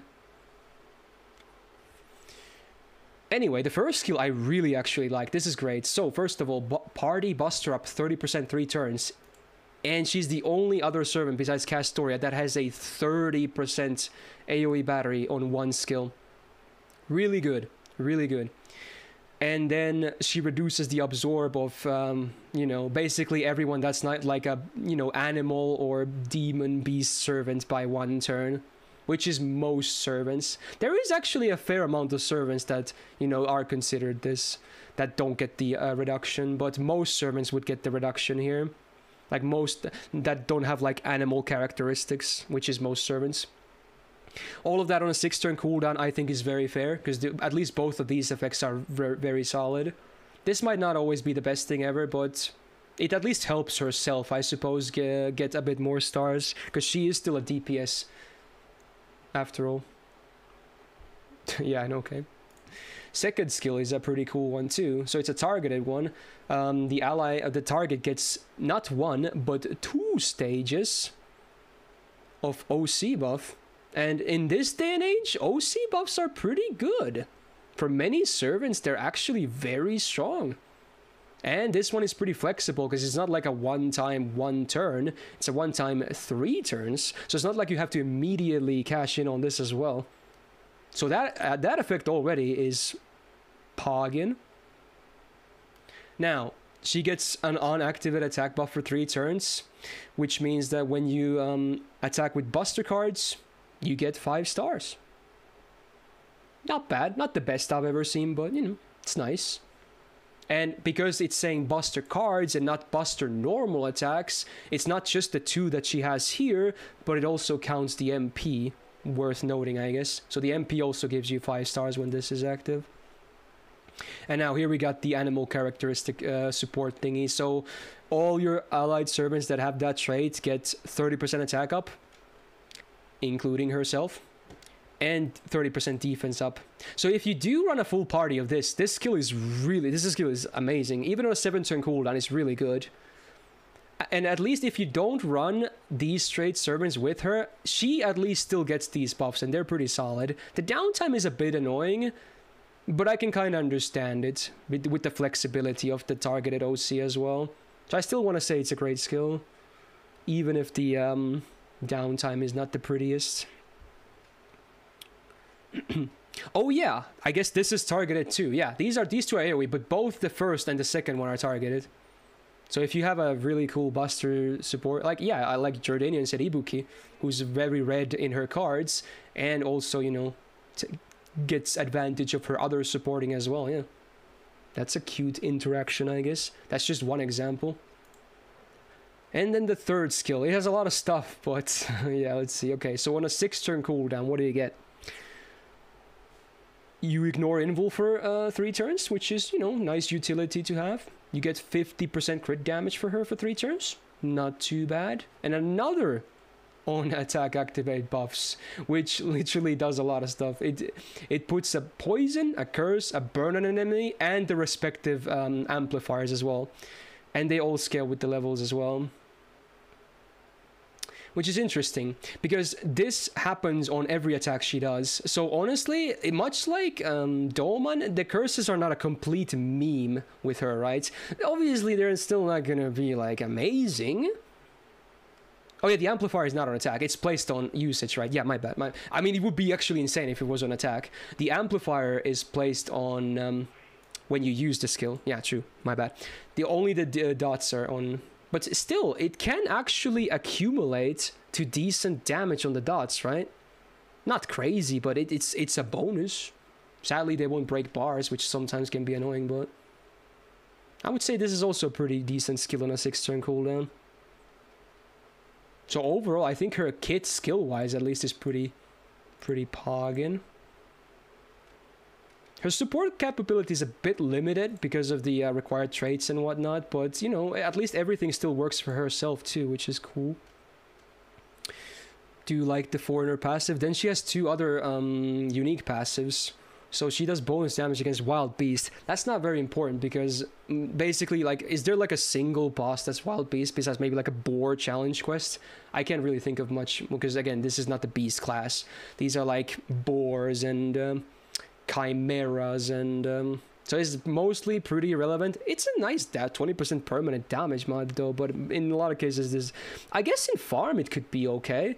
Yeah, in some farm at least it could be okay, but for most challenge quests it's pretty irrelevant. But hey, at least it's also arts and debuff success chance up, and she has double art still, so this part is still nice to have. And then again, another anti-wild beast thing, so she has a chance to inflict a one-time 3-turn buff block on wild enemies when attacking, or wild beasts, so... Interesting. If there ever is a wild beast boss, I guess she's a pretty solid option then, huh? Yeah. Yeah, even no servants have this trait, right? We have animal characteristic, the non-hominidae thingy, I don't know how to pronounce that, and we have demonic beast servants, but we don't have wild beast servants, right? So it's a bit annoying. Yeah, I guess it's worth mentioning, Jordana, that you can actually do a cute farming comp with double light. Or no, it's double dark, one light Koyan, right? Because of these AoE batteries as well. Do like a triple MP setup. Sometimes it's okay. Let's talk about her MP though. It's actually pretty damn good, at least at FX wise. So the OC is an earth damage attribute. Damage mod rather. The good old 150 base. Earth attribute is again fairly common. We have we have many others of these as well, like Tesla and Ereshkigal after the buff. I do think it's a nice damage mod. Definitely a good one to have. Then the normal effects. There's a lot of them actually. So first of all, before damage, 20% attack up for self for 1 turn. Pretty good. You do remove the enemy offensive buffs. It's after damage, so I guess it doesn't really matter if it's after damage, if it's only offensive buffs mostly, yeah. This is not the class change, is it? No. Yeah, not really. And then also Buster is down 20% 3 turns, but also after damage. That's a lot of stuff though. That is a lot of stuff. No, I'm not talking about Tesla straight. I'm talking Tesla also has an anti-earth MP, Pavel. That's what I was talking about. I wouldn't bring, you know, Koyan Dark against Tesla if that's what you thought. But kind of random, if anything. She does a lot, huh? But from what I've gathered, her damage is still not amazing, is it? And while her supporting is okay, it's still a bit limited in places. I do like that both of these are for everyone, though. That's cool. That's cool. She definitely does a lot of stuff, though. Imagine if she ever gets like an MP buff. She could be ridiculous. We do have Well-Beast Servants, do we? Wait, does Lobo have that trait or something? Let me look at the charts. I assume she's here. Ah, here we go. So, with Double Witch Oberon, Aerial Drive... Yeah, it's like... The first turns fall a bit short, don't they? This tends to be the case for many of the Buster farmers. That's a bit low numbers, man. So the farm might not be like super noteworthy, if anything. She has again, it's not just her farming necessarily, like doing the looping. Like you can do the aforementioned Witch comp, which is actually a 6-slot comp. Granted, the lottery sees 50% like last time. That is possible, but yeah, this is a tough one for me to play because I personally haven't even used her too much, honestly. I don't think she's EX by any means, but now I have to decide between one of the A's. I can't see the EX though. What do you guys think?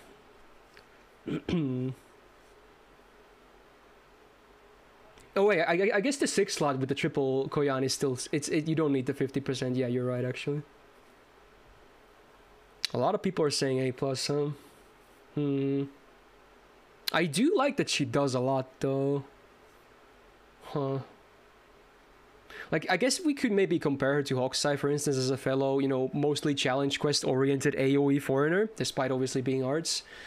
I think Hokusai might do a bit more damage on average, because, you know, arts goes a bit a bit more than Buster does. Buster has very high highs, but arts is a bit more consistent otherwise.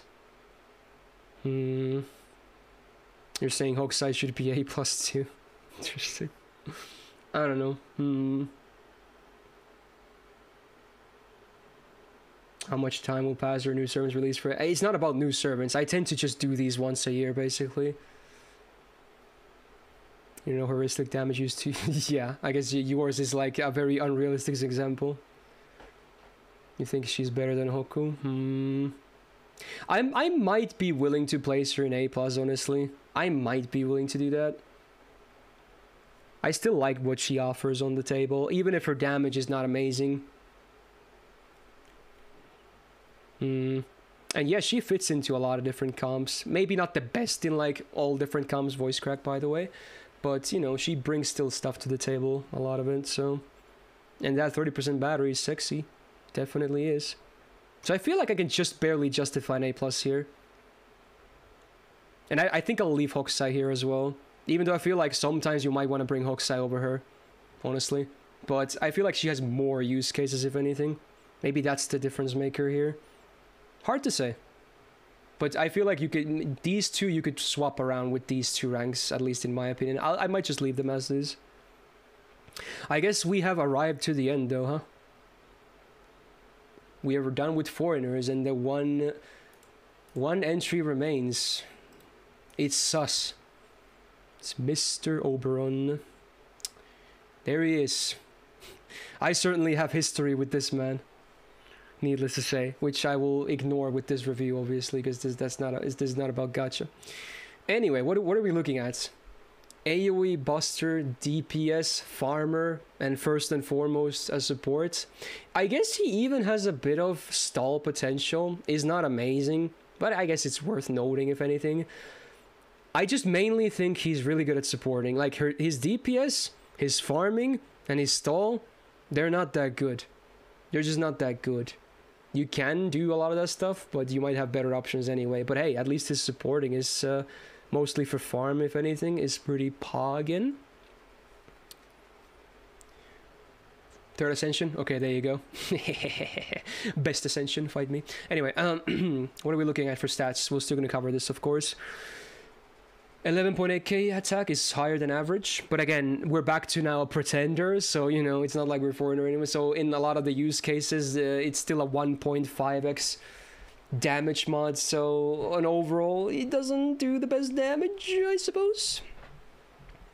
Double buster, double quick deck. I'm not sure if I like that too much. I almost would have preferred double buster, double arts, but fair enough.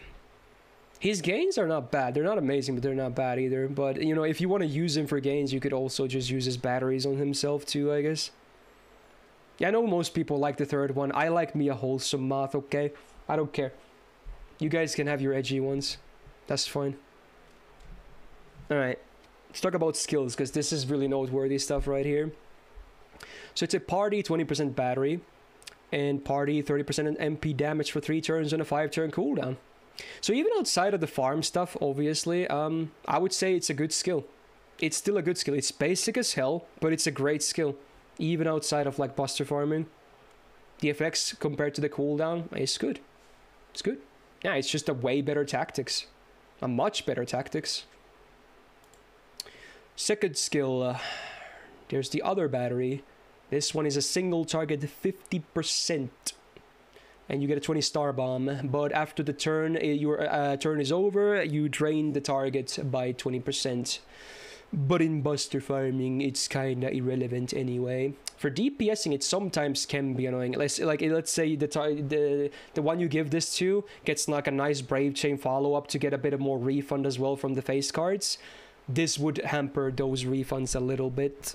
So the merit can be a bit annoying. But for farming, it's kind of irrelevant, obviously. Which I still, for the record, think is his best use case as a buster farm support. Mostly because this skill right here is pretty dead otherwise. So on an 8-turn cooldown, we get a book. That's what we get. Okay. So it's another targeted skill. 50% buster up. MP damage modifier. Not MP damage, but an MP damage, you know, effect multiplier. Up to 100% boost. So it basically doubles the MP damage effects your target has. It makes them double, which includes CEs as well, by the way. So that's a big reason why the buster DPS that can run Black Rail can reach some ridiculous numbers on turn 3. Melusin, a good example. Highest in the game, if anything. And then after one turn, bad things happen. Let's just say that. You remove all the buffs from the target. You can't change that. You give them eternal sleep, and it literally is eternal sleep. You can't wake them up. That sleep will never disappear no matter what you do. It passes through everything as well. And you taunt them for 3 turns. And you can't swap them out either with Plug Suit or whatever. So they're just gonna be there. And to probably die in 1 or 2 turns because of the taunt and having no buffs either. So again, this is the big old time to end the fight skill. If the fight is not ending, it's a dead skill. Although in very rare cases, I guess you could use it.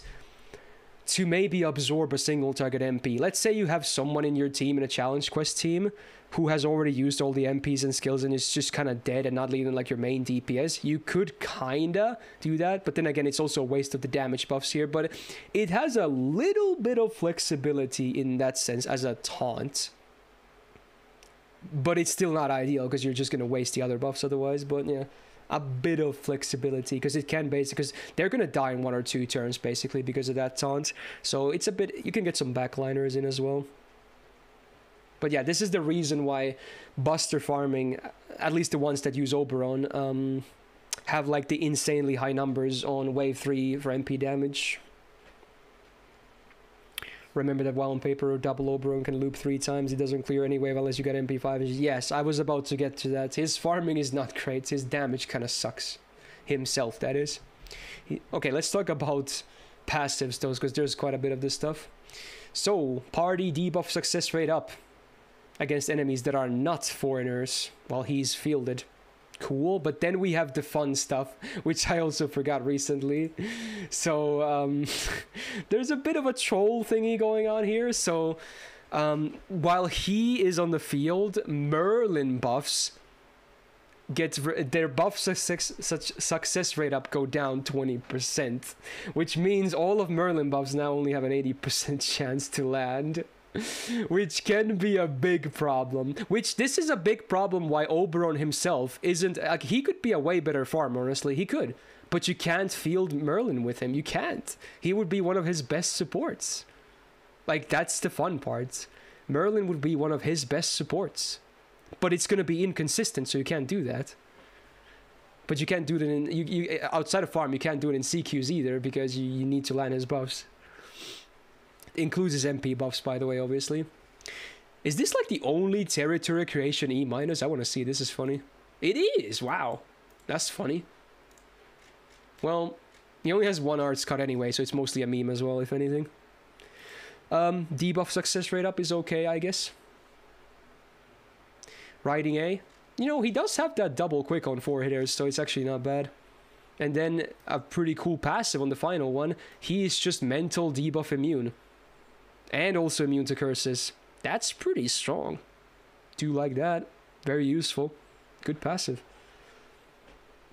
An interesting fellow he is. Same as Asmathaman. Yeah, at least for the mental debuff part, yeah. Otherwise it's a bit different. Caster bonus. Good choke. Hello, Merlin. Anyway, then the MP. It's also a very unique case, huh? Yeah. Okay. So, he has a damage mod against lawful servants, which is actually a great damage mod if you ask me. Because a lot of servants are lawful in their alignment. Not just lawful good, which is the most common combo, but there's all other lawful combos as well, obviously. He's not immune to his own sleep. Yeah, that bypasses everything worth noting, I guess. So, his MP is AoE damage.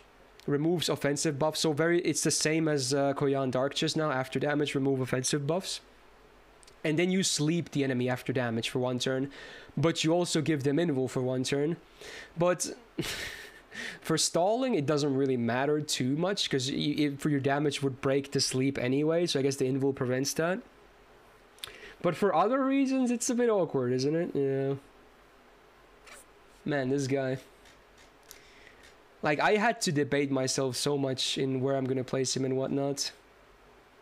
I thought about it a lot. I just can't place him in EX+. Let me just talk about it a little bit more here, okay? Sure, I'm going to place him mostly as a Buster looping support. And it's true that without him, many couldn't even do that. But the real servant that just makes it all possible, and is the true vital part, is Kyrielight. And she has other use cases as well, like better use cases besides just supporting Buster looping. Oberon is mostly really good at supporting Buster looping and providing a little extra when you need it. Besides that, he has a dead 3rd skill. His own damage sucks. His stall isn't great. His looping is bad. If you don't believe me, look at these numbers. Not great. Yeah, I really can't do it. And this is gonna spark a fucking war, I know it. This is gonna, dude, I can already see people being mad about this. People are gonna be so mad. I know it already. You're not looping with him, you're plugging him? I know. I know. I'm saying, I'm just covering all his bases. I think he only has really like one good use case, which is that plug coming in. Everything else he's not great at. His looping doesn't matter. I'm just giving because I was doing the comparison to Koyan, who still does other stuff as well, besides being a loop support. That's why I talked about him not like doing a great job in the other stuff, because they are very comparable. They are the parts for a lot of this stuff. But keep in mind, you don't always even need him for the buster looping. A lot of the servants can just use double light anyway. Third skill can support all cars, which is versatile. It can, but it's never going to be you know, 100% with non-buster. I actually think I'll stick with this. What if you don't have your own lights? Well, it's not like you would... like, Oberon-based looping is still not the best alone if you don't have light. He looks a lot better when you also have light, to be honest. Which is also annoying. That's also a criteria that is, you know... Oberon is not as amazing if you don't have light as well. Light is still good even if you don't have Oberon, that's the thing.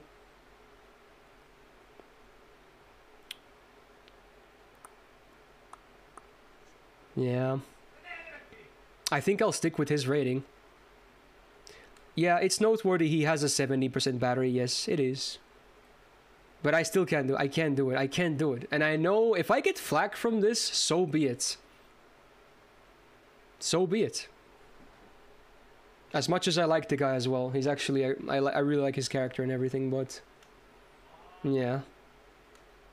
I think this is where I will place Oberon. Dude, it's gonna be so much flack, I already know it. Dude, I can see the dislikes. Fuck, dude. But I have to stay true to my heart. Like, you have no idea how much I debated myself with this yesterday when I was doing prep. You have no idea. So, yeah. Yeah. Yeah, I guess it's worth noting the MP damage boost is unstackable as well. You only get the buster buff if you run double Oberon. So there you go. Okay, before final adjustments, I think he will stay here at least, but now that we have placed everyone, do we want to see any swaps? Again, I don't think I'll move Oberon at least. What do you guys think? I'm at least pretty happy with this. I don't really see too much of a need, but in case you guys have good arguments or something, I'm willing to maybe consider some stuff. 2 people immediately said Hephaestion A+. I can't put Jacques into A+. Her damage just is too bad for that. Even though she's still great at supporting as well. Not that great. A is very fair for her.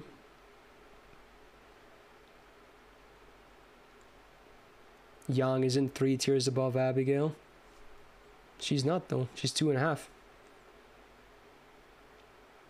I can maybe see an argument to put Abigail into B+ though. But it's a hard one.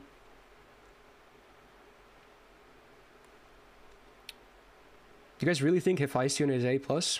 I mean, at least she's a versatile, you know, pretty solid single-target DPS, I guess. And I guess she's permanent too.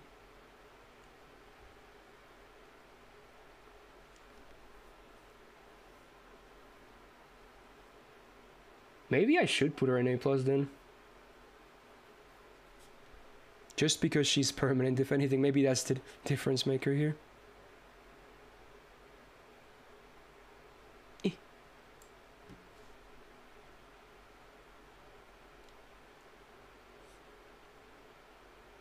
You really want to see Jacques same level as Voyager, huh, Yuri? I do think Jacques is a plus above Voyager, though, personally. Yeah, maybe Ortinax should still be A+, honestly. It probably should be. The zero cost is invaluable. Yeah, it probably should be A+. I think that makes sense.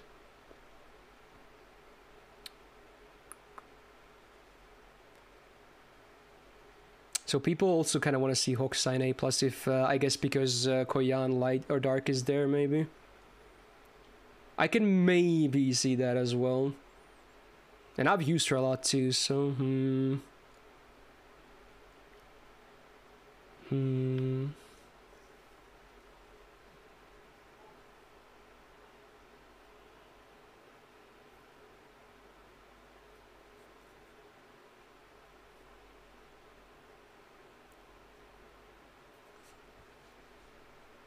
Jacques deals less damage and is reliant on debuff she cannot enable, and their buffs are pretty much tied. I mean, there's a lot of easy ways to enable curse though, Yuri. Like, you know, just like command codes alone. I definitely think Jacques has an overall better damage potential that Voyager does, and also I honestly think Jacques has a better skill set too. The only thing where I think Voyager is better is he has a slightly better MP, but I think Jacques dealing more damage and having a better skill set puts her a plus above him.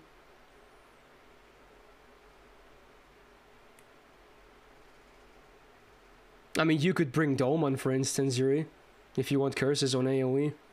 He's not a bad combo with Jacques, because she's also chaotic evil, right?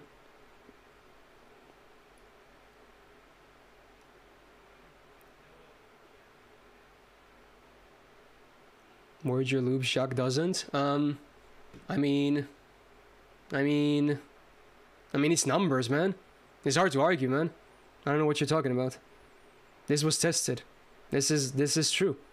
You can see the numbers are, you know, besides wave 1, they're higher anyway. I think you're just a bit too moldy right now, Yuri, I'm sorry. Her looping is scuffed. But you said she doesn't loop. Stop changing the topic. Okay, I'm over that. I'm not changing Jacques and Voyager at least. That's the end of that. Sitonai to A. I like her in A+. She's very solid. Very versatile and good single target DPS. Good card type. Okita is a better alter than Voyager. You're not maybe wrong, although at least Voyager has the better class, I guess.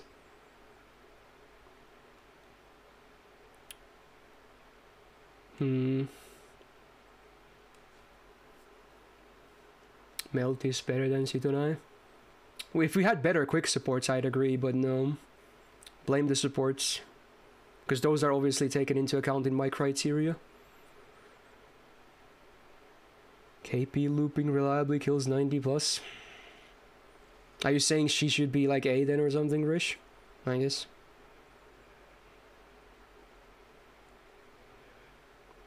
Yeah, I guess a lot of people really want to see Hokusai in A+. Okay, maybe I could do it then. Alright, fair enough. Fair enough.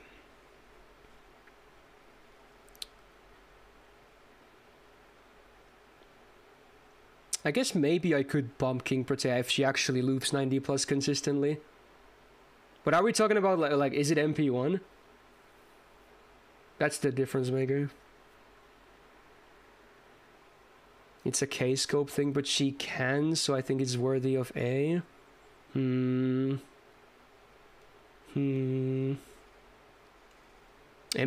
does 90+, really? Alright, I think I can maybe bump her up to A then, honestly. Sure. I trust you on those numbers, by the way. If that's true.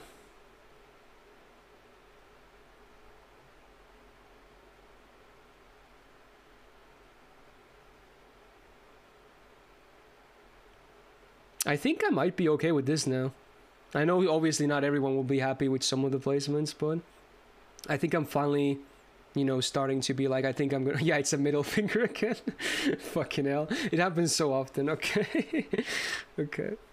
Yeah. Again, I can understand with some of these maybe small adjustments could be made, and that's fine. But I think this is the, you know, what I'm gonna end this at, if anything. Dude, I can't wait to see the mold from Oberon, though. And maybe some others. It is what it is. But this is what my heart says. And a bit of feedback as well that I agreed to. So there you go. We have a nice middle finger. Okay. Mecha is marked to at A- for the memes because she's not sprayed. Nah, it's fine. You get the coup d'etat personality, which some people like. That's still a thing. Oh, there you go. There you go. You dislike Oberon so much. Well, thanks for the added comment. Well, yeah, this is okay. This is it. I am finally free. Okay, I'm free, and you know, yeah, I can see people already making arguments in the chat. That's fine. That's fine. You can make small adjustments in your tier list as well if you want, but this is what I will lock it in as. Okay. Who knows if I do these again next year?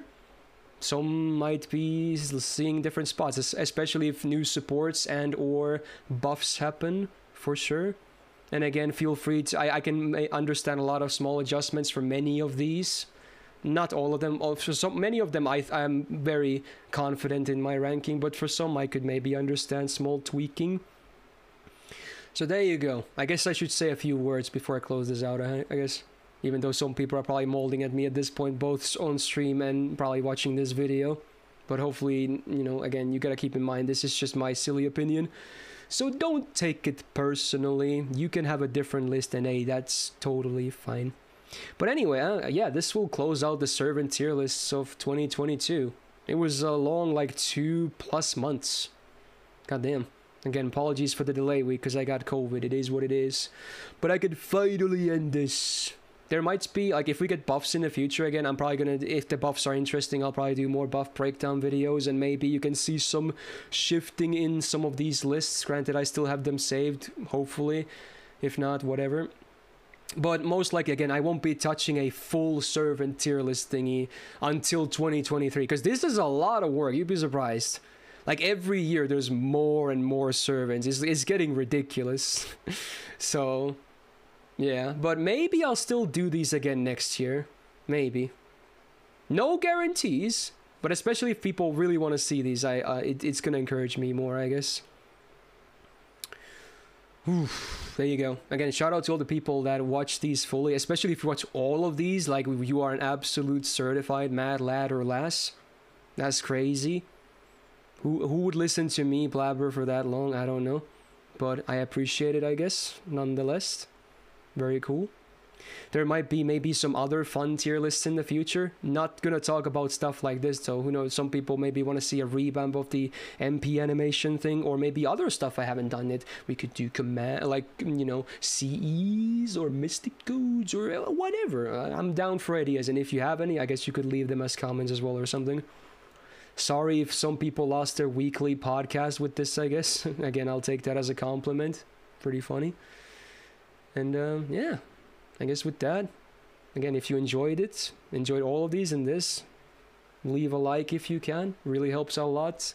Encourages me to keep making these maybe next year as well. Leave a comment. Tell me how mad you are that I didn't place Oberon in EX Plus or your waifu or husbando. And otherwise, subscribe for more. I will still upload a lot of videos, so stay tuned. And I hope you have a great rest of your day. Peace out.